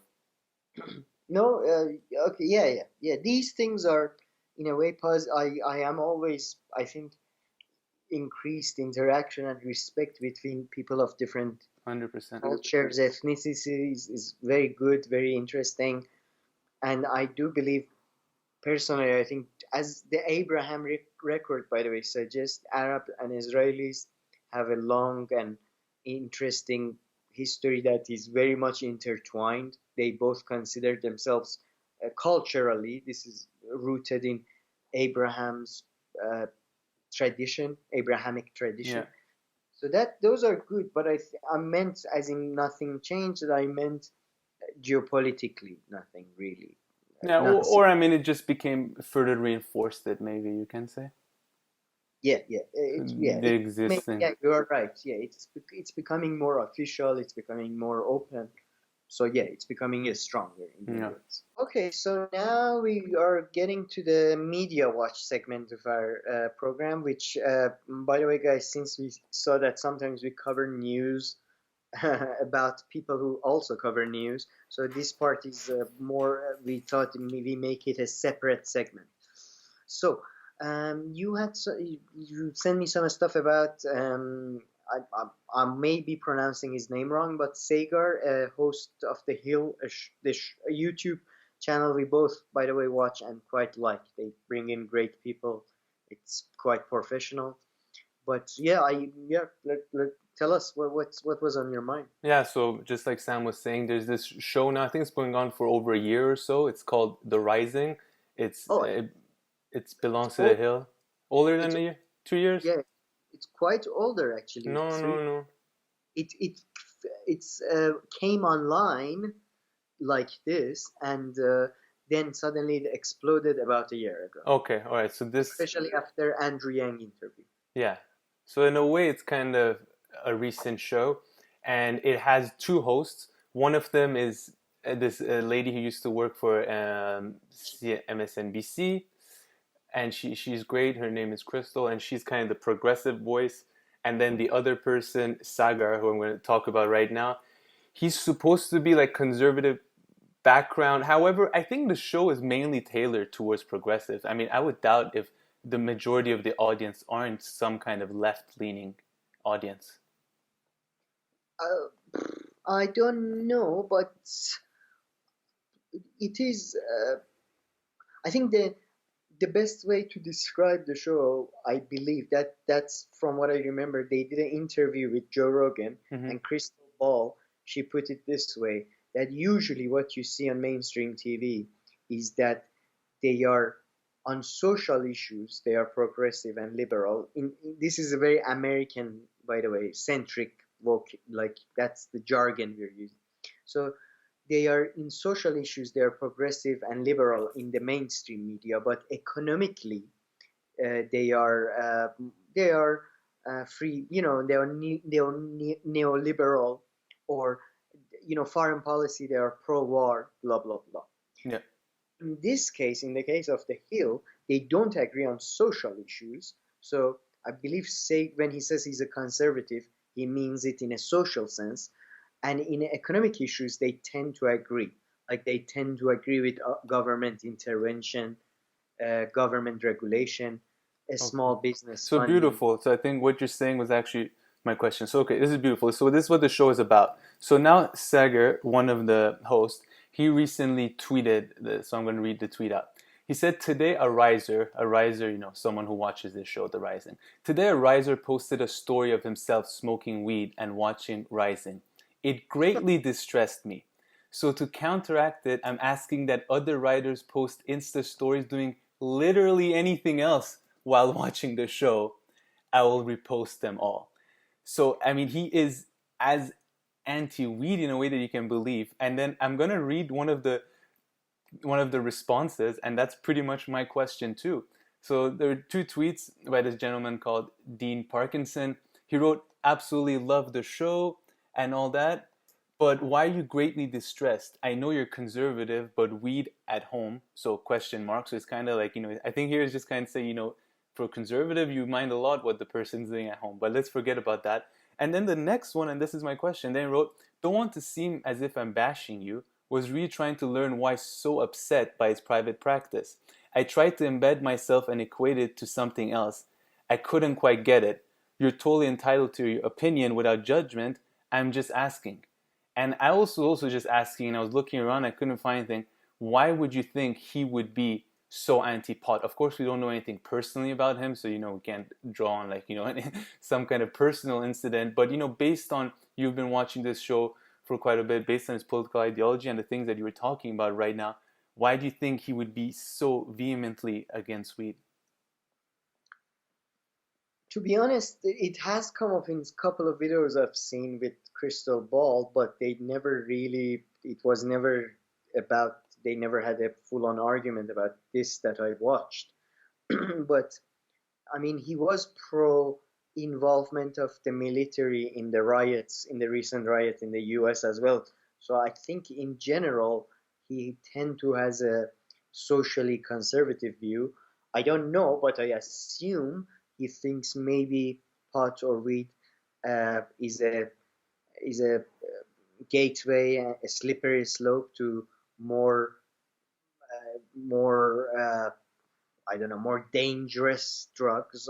Although I would say that in my view, it's harder to find any drug that is more dangerous than alcohol. But in both physically and socially. But I would assume that would be his argument, that maybe it also contributes to a moral decay of the Yeah, people, I that think that, yeah. work as hard, like their ethics goes away. So I'm sum not up this sure. ideology again. So what is this?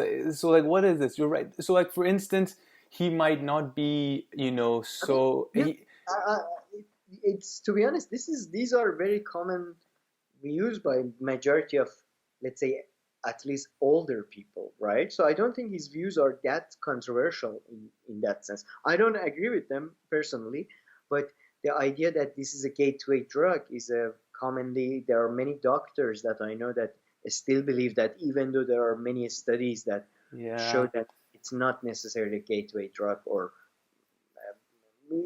for example, I think again Joe Rogan had someone on, and Joe Rogan argued that what is a gateway to drugs and to probably addictive behavior is trauma. It's problems, is that type of thing.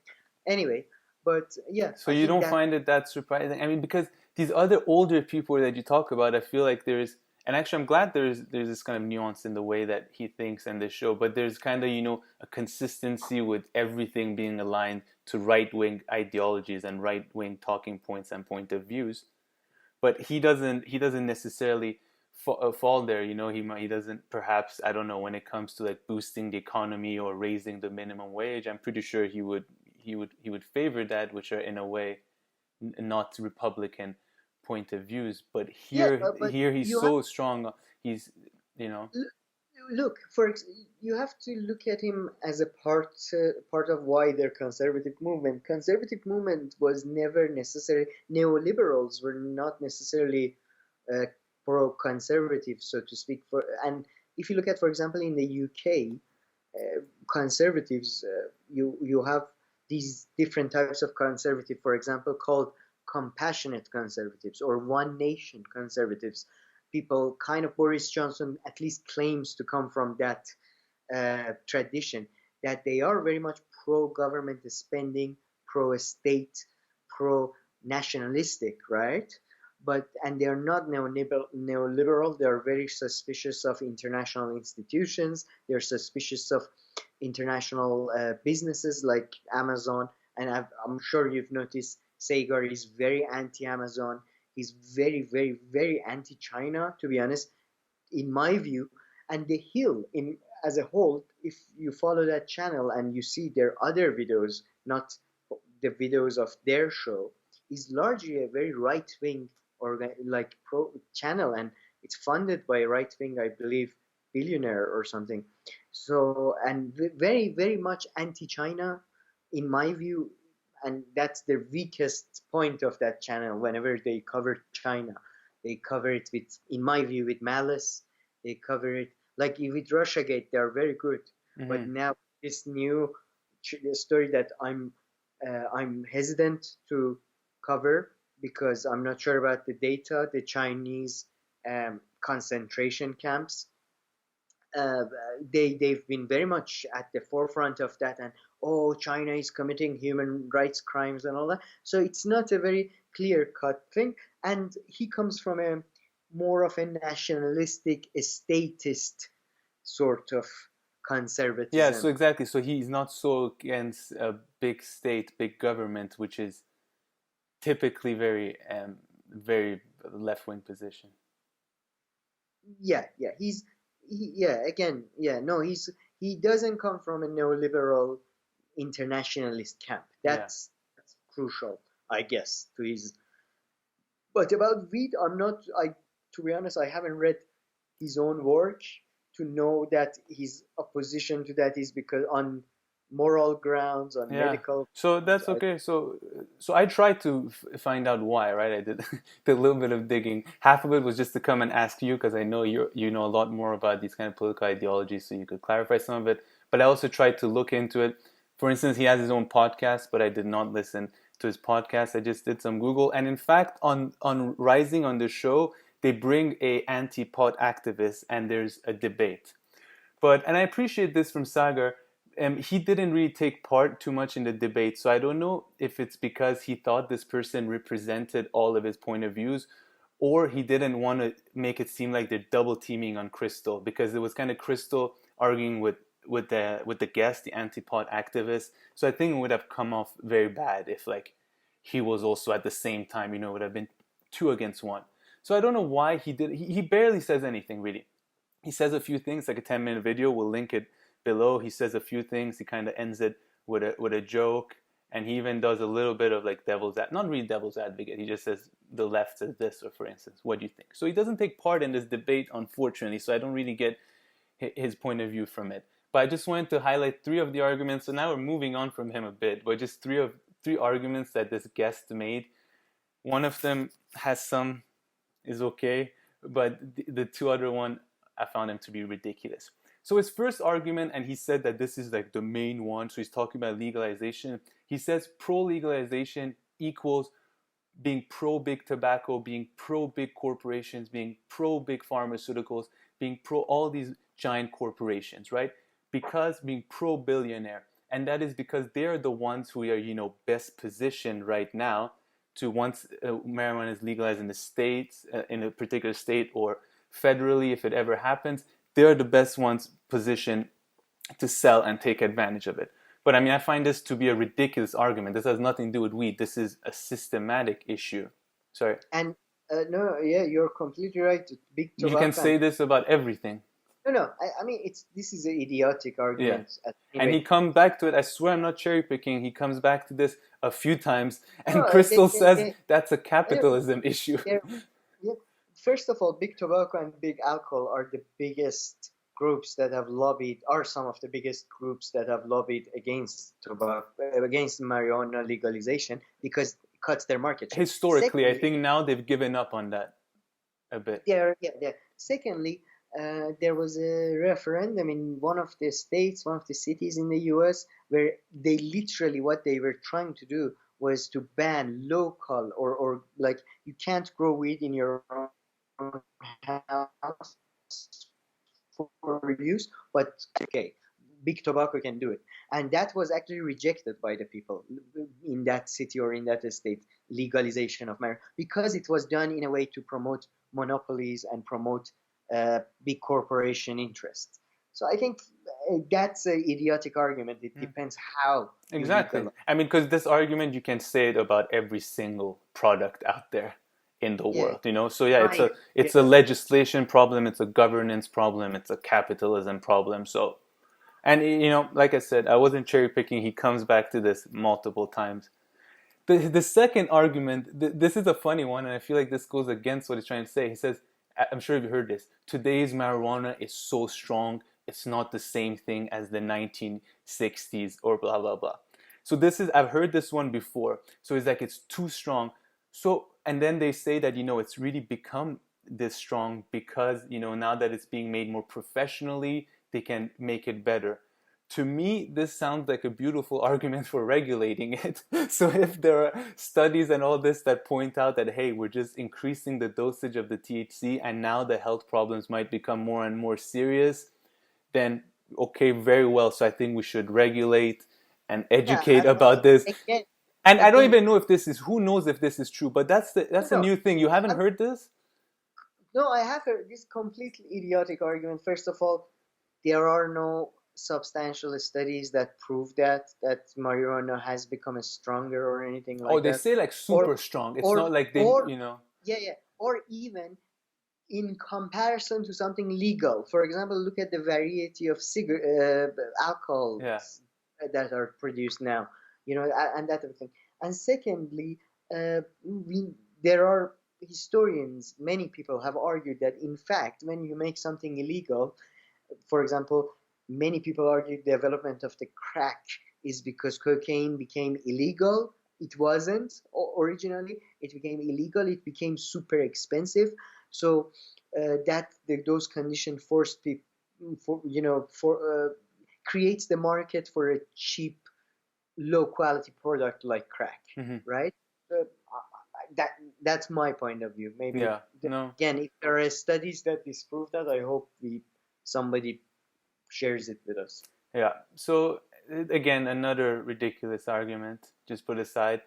And then the third one, there's some truth to it. So it's pointing out so it talks about health problems. Okay. So it's saying like marijuana could lead to this and that health problem. And there are some studies there, but the hilarious thing is that marijuana, on the other hand, there's plenty of evidence where in a lot of situations it helps people who have certain issues. And then again, there too, it's pushed too far. Sometimes it's like, you smoke weed and you heal cancer and Cancer everything goes away. will throw out your Yeah, karma. so everything. But the new one that they've added is schizophrenia. Have you heard about this? So on Joe Rogan's podcast, there was a debate where the person who was anti-pot, that was the only thing that stuck to my head because that was new. That I hadn't heard it. It was a debate from earlier this year, and this guy brought it too. And they're saying that research shows now that weed leads to schizophrenia in some people. And then they're like, yeah, but some people, of course, we're not saying everyone and stuff.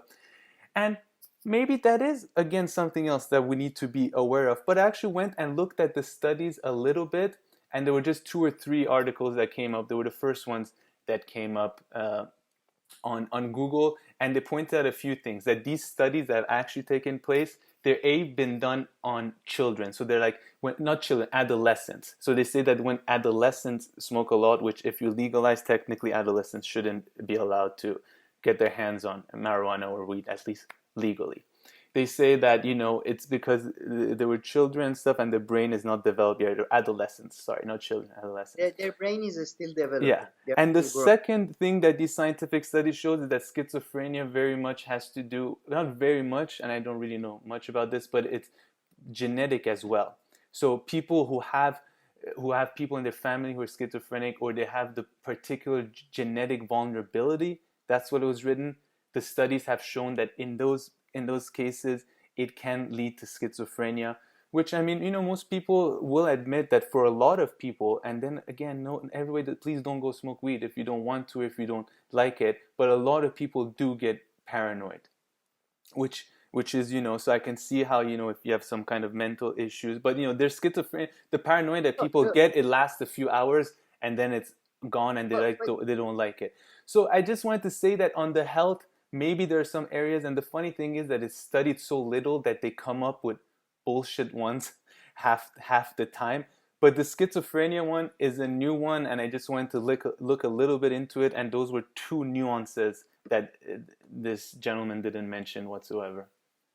Yeah, to be honest, my problem is exactly like more to do with the fact that if it was legal, there would be far more research, and then we would know far more about it. And then, as adults, we would be able to make consensual decisions. Alcohol is made up of sugar. and sugar is the probably currently the most dangerous drugs that we interact with, because of, I mean, there was a time we tried this because there was so much alcoholism and stuff. They tried prohibition, didn't really work. uh, and I think it's the same with that. I'm sure there are Yeah. negative health consequences. I'm sure each different person has a different relationship with each drug, but I believe human beings should be treated like adults in their personal life. I you know, it's quite funny how we talk about freedom, and then yeah, I believe in these basic freedoms, not a lot of other Yeah. freedoms people seek. But yeah, that's the These biggest freedoms that literally have to do with you, unlike, not wearing a mask, which you endanger others, or like, or burning something, which you endanger others. Yeah, yeah, yeah, yeah, but yeah, yeah. Or I don't know, drunk driving, yeah, or I don't think people who are on drugs should be able to yeah, uh, operate vehicles, yeah, of course, but that I believe should be enforced by police, not by putting a blanket ban yeah, on drugs or yeah. whatever. But yeah, just ridiculous arguments. And I mean, the first one, though, I just love it. If you're pro legalization, you're pro big tobacco, other giant corporations, billionaires. That's a capitalism problem. They should have maybe had a debate about capitalism and regulation and governance. But all right, enough with that fun Yeah, we story. shouldn't, we shouldn't use pencils because this is big corporation, they'll No, I'm pretty sure capitalize. a handful of corporations do own all the pens out there. That is so true. All right, So, what's yours? It involves Mr. Glenn oh yeah, Greenwald, the great Glenn Greenwald. yeah, my one of my journalistic heroes or whatever they are. I mean, I don't like journalism, but I like this guy. He's great, and I'm pretty he sure did he it. has two brains. Yeah, yeah, at least. Yeah. So we talked about Joe Rogan being potentially discussed as a host of a debate between Trump and Biden, and he did a show, I believe, 2 days ago or last night. I saw it yesterday. It was great with another journalist who his name just escaped my head. I'm sorry, but anyway, he has done an article about why liberals or the establishment liberals find Joe Rogan so unacceptable, Yeah. and I really liked it. And I guess the argument he put forward in short, I'm putting his argument in short. Please watch the full video and read the article for details. All the links are below. He says, because in every way, Joe Rogan is basically a progressive liberal. Like even on trans issues, he does say that he has a love for trans people. He has just some questions about the way children are introduced to transsexualism or gender as a concept, and all that issues that certain feminists have too, famously Jeremiah Greer, I believe, all of them.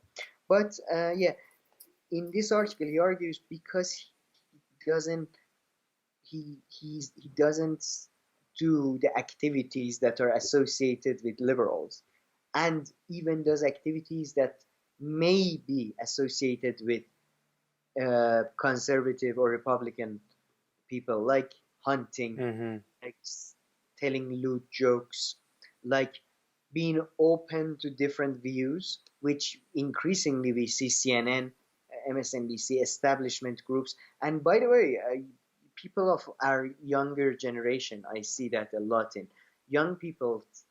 They tend to like 20s people who are in they tend to be very intolerant of anybody who does not subscribe to their whole, and anyone who even has a conversation with people who do not subscribe to their ideology. Mm-hmm. For example, if having David Ducon on your show, a racist, known racist, is not in my view, does not mean you agree with him, but a lot of people nowadays view that as platforming and giving a voice and all that. And it can become. It just depends on how you go about it. I think, yeah, but that's easily, you if some, yeah, Like I yeah. would make one or two Whenever, accusations yeah, against Joe whenever Rogan. CNN whenever CNN had Obama on, and they would ask him, "So, are you great or are you really No. great?" Yeah, that's basically giving Yeah. somebody. That's basically propaganda. Or But like you don't. when Joe Rogan like kind of invite he used to be friends with him. What's his name? Like the world's worst, Alex, the Infowars guy, Alex Jones. no, but Like again, sometimes he would I, talk I, to him I in such casually and not push him on a lot of disgusting kind of views he has, and try to like separate him from do that. you? I mean, I I think don't. to some of these people he kind of invites them, and then because he like I, lets everybody talk, and then he has more of these right wing guests. I have a little bit of a problem with the way sometimes he allows these some of these guests to come on and just he pushes them on one or two things, but within 3 hours he's talking and I, laughing with them.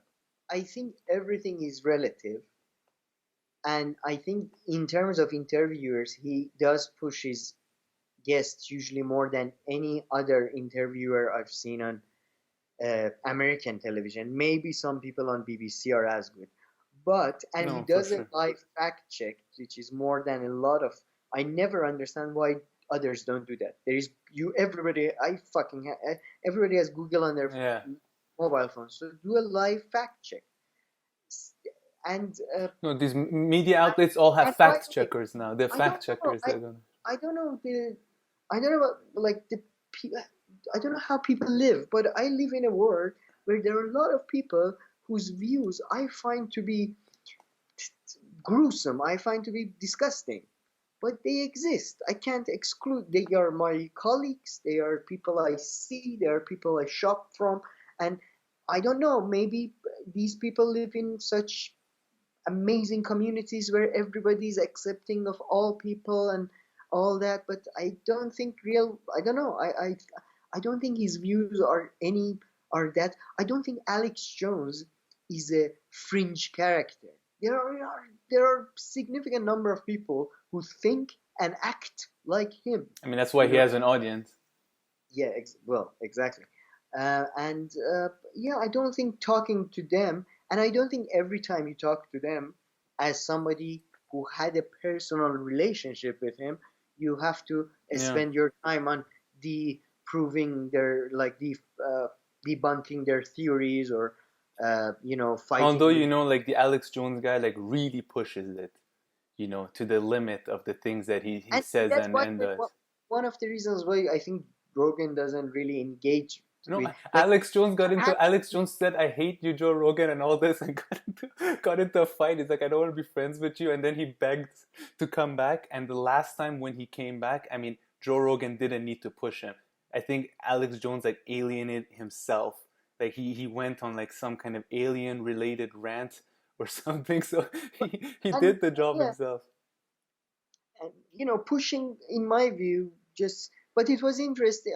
Going back to the article, it Yeah. was very interesting article and interview because it talked about how people like Joe Rogan, how internet and free media puts the centers of power of media, at least, in danger. How it puts in danger these basically profiteers that have profited from a culture war.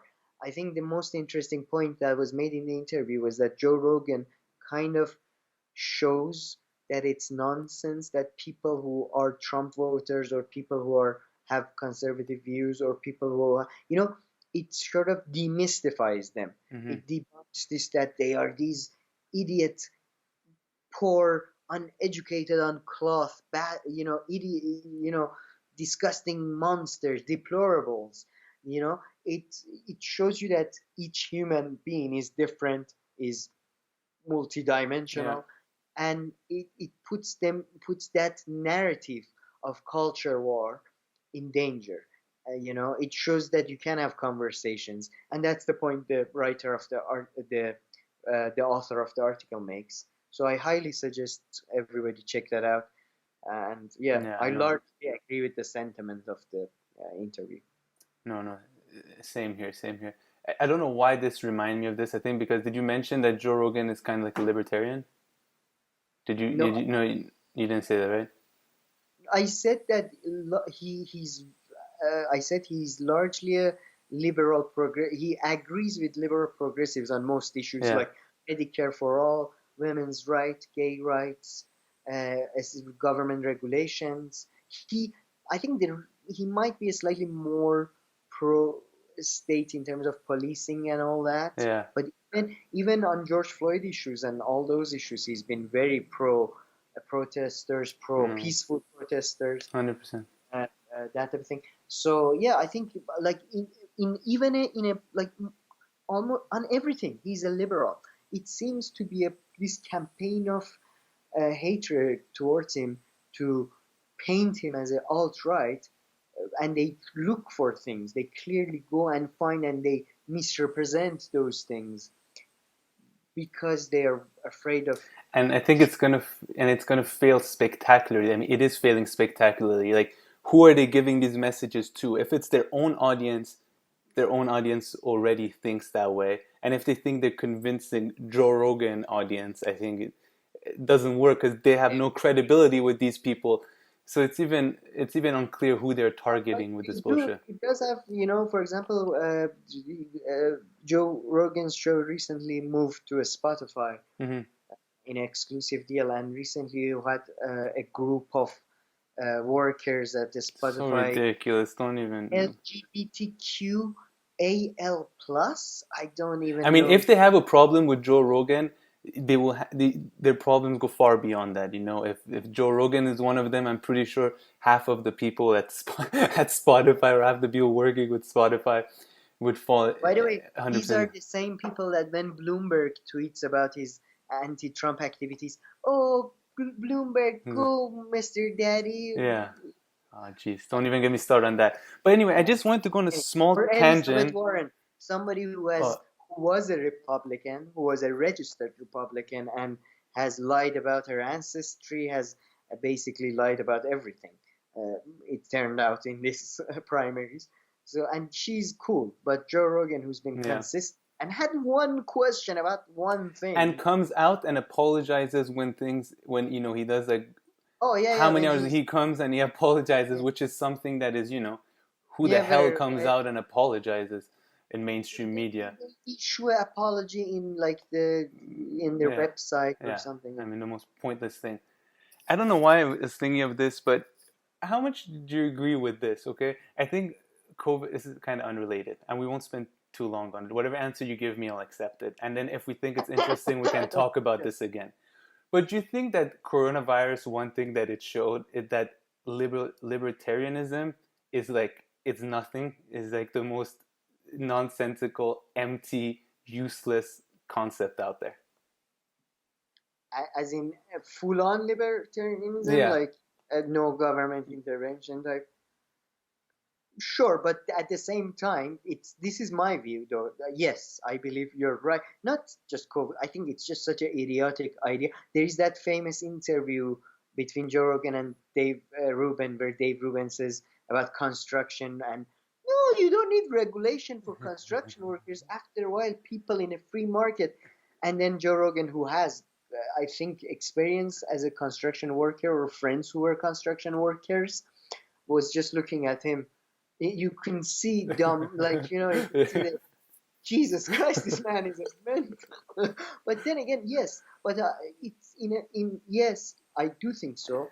But at the same time, I think it again proved the idiotic concepts of anarchism as well.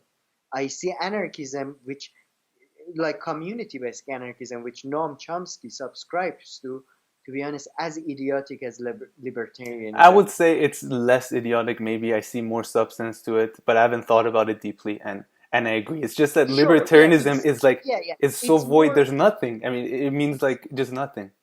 Yeah, it's more theoretically logical and consistent because it actually some intelligent people sit down and wrote about it. Libertarianism is basically, I think, idiots like Ayn Rand, like with her objectivism, idiotic like Yeah. theory. Anyway, like people who are not really scientists, just Yeah. like, oh, we don't like anyone, we want to be alone. All right. Okay. All But right. yeah, I'm glad I but brought this up then. yeah, but I hope, maybe I'm not that familiar with libertarianism theories, so maybe somebody could give us some Yeah. information, and I might be wrong. I have 100%. very strong views, but those strong views are easily changed. So Same here. Same here. And yeah, please, people, challenge us in the with comment solid section. evidence. Yeah, challenge us. Let us know what we're missing and all the different rants that we've gone on. Okay, so we're gonna wrap it up for today with 2 feel-good stories. And please like and subscribe if you haven't so far. And back to you, Sam. Well, can Sure, you wait? I really the Netanyahu one was extremely funny. I'll leave so that so to leave the out end. last. Start with the Just, Russian one.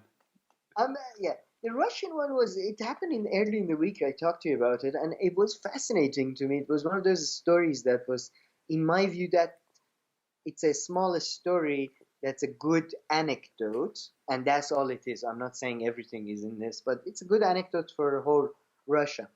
There's this cult leader, Vasirian, I believe his his given name, I don't know, his title that he uses. He believes that he's a incarnation of Word of God, not God himself. He's an incarnation of Word of God, Jesus Christ. He emerged in Russia, in central Siberia, in following the he was a patrol officer, and he but suddenly he became incarnation of the Word of God, and he basically has formed this cult in central Russia, which has quite like 5,000 followers or something, number of followers, attracted people from Germany, quite a lot of from Germany, and their ideology seems to mix Christian mysticism, communism. They are in the village. They created this village in central um, um, Asia. There's a Vice documentary about them, which I found, it was interesting. I always find Vice. Such a vice topic. Oh my god. Yeah, exactly. And it's so annoying the way they cover things. They are always fascinated by everything. Oh wow, man! I can't believe it. Anyway, but That's how you make your burger here. it was fascinating this time. But yeah, they veganism is enforced. By the way, you might like that. Veganism, religious forced. No money, no trading of. Uh, it's very much you do according to what you can, and you get according to what you need. Girls and boys are separated, and uh, you know it's basically like, it was really funny because it was the closest thing. I don't know if you know this. There's a famous British film, The Wicker Man. It's about this island in the UK where they reverted back to the old religions of the old and stuff. It felt like that a bit, the village, and people living in this sort of a pre-modern, pre-industrial sort of way. And yeah, and I was surprised by the number of Yeah, supporters how he many had. was it? What did you Can you repeat that again, please? More than 5,000.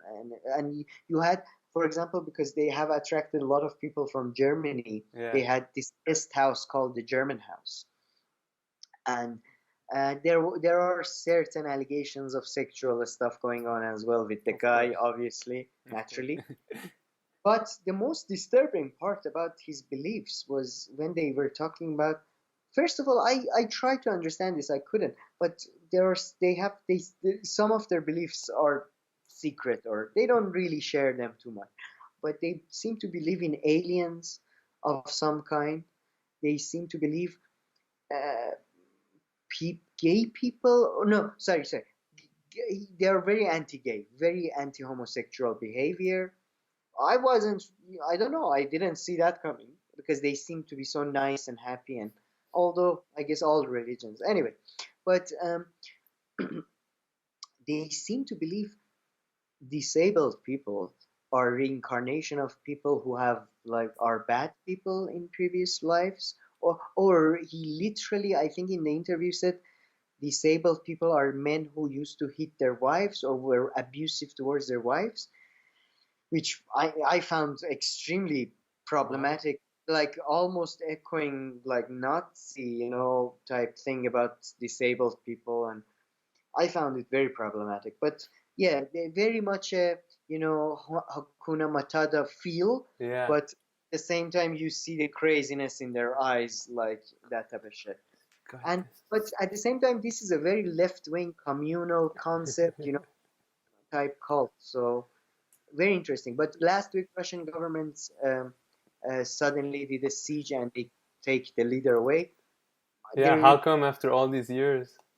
the reports indicate it was because of clash with business leaders Uh, in the local community. wow. Uh, but to be honest, their village seems to be a couple of kilometers away from any urban center. So I don't know the specifics yet. Yeah. But what I meant as in it's an anecdote for Russia is that what you saw with the collapse of Soviet Union was a strong revert to Orthodoxism, and Mm-hmm. Orthodoxy becoming a more and more major part of Russian society and state. There are even plans by a certain representative in Duma to officially make right Orthodoxy, to say in Russian constitution that Russian culture is rooted in Orthodoxy, which in my view would be a very bad development because Yeah. Russian history actually goes further back, and they did adopt it at some point from Byzantium Empire, but they were polyagoths before that. But Mm. anyway, it does show, and one person was interviewing him. This wasn't the Vice interview. This was another interview. He said actually the leader, the cult leader, he did actually say that maybe the circumstances of the time made Russian people more appropriate for my message. And yeah, when you see the world around you collapse and you see the godless Yeah. atheists being treated in many different ways, I assume these type of ideas become more attractive to the larger population. So this was quite fascinating, and maybe this wasn't so much a feel-good story, Yeah. more like this was a this was the clickbait of our show, I guess. I found it wow, Yeah, I just know, it's quite shocking. But then again, I've heard of these and kind of and for communities, and in a lot of TV shows love talking about these kind of things. They stuff. include Yeah. them. Yeah. What fascinated me was you had this, for example, woman who was a Russian German, I believe, German lawyer who like used to work for massive law firms in London, somewhere, I don't know. And he was talking to her, and she was saying, yeah, I talked to someone, and it seemed he had all the explanation, and I just can't believe like somebody who has a university degree from a European university or even diploma from a European high school or relatively good education, how can you fall for that? Or Yeah, I how don't find it too shocking, to be honest. Because a lot of time people are like quote unquote smart in a specific skill set, and in a then mechanical, yeah. and in that specific skill set, and since we Yeah. value that skill set so much, such as doctors, right? For instance, we think that about everything else, they're so smart or they know everything, which they could be, but at the same time they have a specialization that they're good at, and they know. I've heard this a lot. People think like, as you go like up these career things, you're like just smarter and smarter. No, but No, look, you're smart in that specific thing, you're skilled in that specific thing, and you're knowledgeable in that no, area. it's more than that though. I just don't understand how can they be so they can not be a skeptical. If you're a lawyer, you know, doctor, if you're a Yeah, lawyer, but even sure. lawyer, they can be like, the way that the things that are skeptical about that they think of, can be. Have you ever seen like whenever like it's so particular and specific the way that Yeah, they yeah, like argue in Ben court? I never understand what this means Carson, when they like say that's argumentative and apparently you're not allowed to be argumentative. I never understood what that means, like in a court of law. Have you ever heard that? Argumentative? I'm not sure. I think I've heard it, but I don't know the meaning. Yeah. I know a lot of lawyers' jargons because I love law. That was my when I was a kid. I wanted to become a lawyer. No, it's just no, you're completely right, and I shouldn't be shocked. So many cases, but still, it amazes me that Yeah. you can be so like because. For example, you talk to a mechanic, and the mechanic is like, you can't trust this company, or you have to go to this shop because a lot of like you can be so intelligent and so even cunning, maybe Yeah. like the nuance about something, and then when it comes to something else you completely miss Yeah. all of it. Yeah. That maybe he's not an incarnated word of God. Maybe he's just an asshole trying to Yeah. get you know anyway, it's just Exactly. Maybe he's just like good at but talking about these things. No, but that's what before, just like one small thing on this, it reminded me. So once I was watching this talk, and there was like, the famous atheist, what's his name? Harris. Sam Harris and the other guy. And they were like, would you let a religious person perform an operation on you, right? And I mean, coming from their point of view of thinking, okay, forget about our point of view, but them thinking that religious people are, they're dumb or something, right? I'm guessing something. Sam Harris is not as negative as he's portrayed. Yeah, Okay, yeah. but Well, anyway, I remember he's this more negative exactly. than us. This is a He's video more, from like 10 years ago, and they mention exactly this, and they're talking. And they're like, would you let a doctor who is religious perform an operation on you? And at that time, I was like, yeah, true. If this person, let's say believes X, Y, and Z, how would I trust them? But now it's been like a few years. My mindset has complete shift. I was like, that has nothing to do with anything. If he's skilled at this specific operation and he's like the most knowledgeable about this, I don't really see any issue whatsoever. I would prefer him to do it than someone who's like, smart or open-minded or whatever, or an atheist in other things, but knows nothing about this specific skill set. no, yeah, yeah. But I would differentiate between that and, for example, definitely would want somebody like that, somebody with that experience, because that's a specific science, right? But if I wanna somebody to run my magazine, right? Then I think like I want an editor for my Yeah. magazine, right? I'm a rich publishers publishing house, and in that case, then I think even if that person has the most experience, has the best selling, what I mean. It depends on the. I I know think where you're things. going, but it's because ideology and other things are so, for that specific kind of job, there's much more than being an Yeah, editor. yeah, exactly. Or not. I mean, when it comes to economics, it becomes a big thing. Yeah. But you're like in physical stuff, in medical sciences, in engineering issues, in that type of thing, you are right. Your ideological beliefs has nothing to do with. Unless your Uh, ideological beliefs even are to, even arts, yeah. even art. Some of the most beautiful art in the world is inspired or produced by some of the most disgusting people Yeah. and ideas on earth. You Yeah. know, uh, so yeah, Yeah. But even yeah, with the I doctors, yeah, unless their ideology, affects their work, which it doesn't usually, they might not, for yeah. instance, care about I think, climate for change or example, science, but they will take science from their field seriously. They will not say, oh, this is gibberish or whatever. as long as they conform to the rules of science, it's fine. But in research, for example, that's where it can get Hmm. far more tricky Yeah. than surgery or Yeah. diagnosis. But Okay, so let's get now, to it. yeah, you have a super fun story. An extremely. Yeah, I can't even. This story is I just don't believe too. you, actually, to be honest, You because don't it believe doesn't me? make any sense. No. Mm. Say I it believe. again. Maybe Come I on. didn't hear it correctly. Say it again. So I tell So everybody the wait. story. Wait. Okay. So there were reports in U.S. and Israeli media. Uh, there were reports in U.S. and Israeli media. Guardian covered it as well. That and Netanyahu and his wife, Bibi Netanyahu and his wife Sarah Netanyahu, they what they do is they tend, because they do a lot of foreign travels, they don't wash their clothes at home in Israel, in Tel Aviv, or wherever they live. They save their washing up for when they travel, because then the host country has to pay for the dry cleaning and the laundry and all that. And wait, let No, me this makes no sense. I'm sorry. wait, wait. Why Just don't they let me. scam the system at home?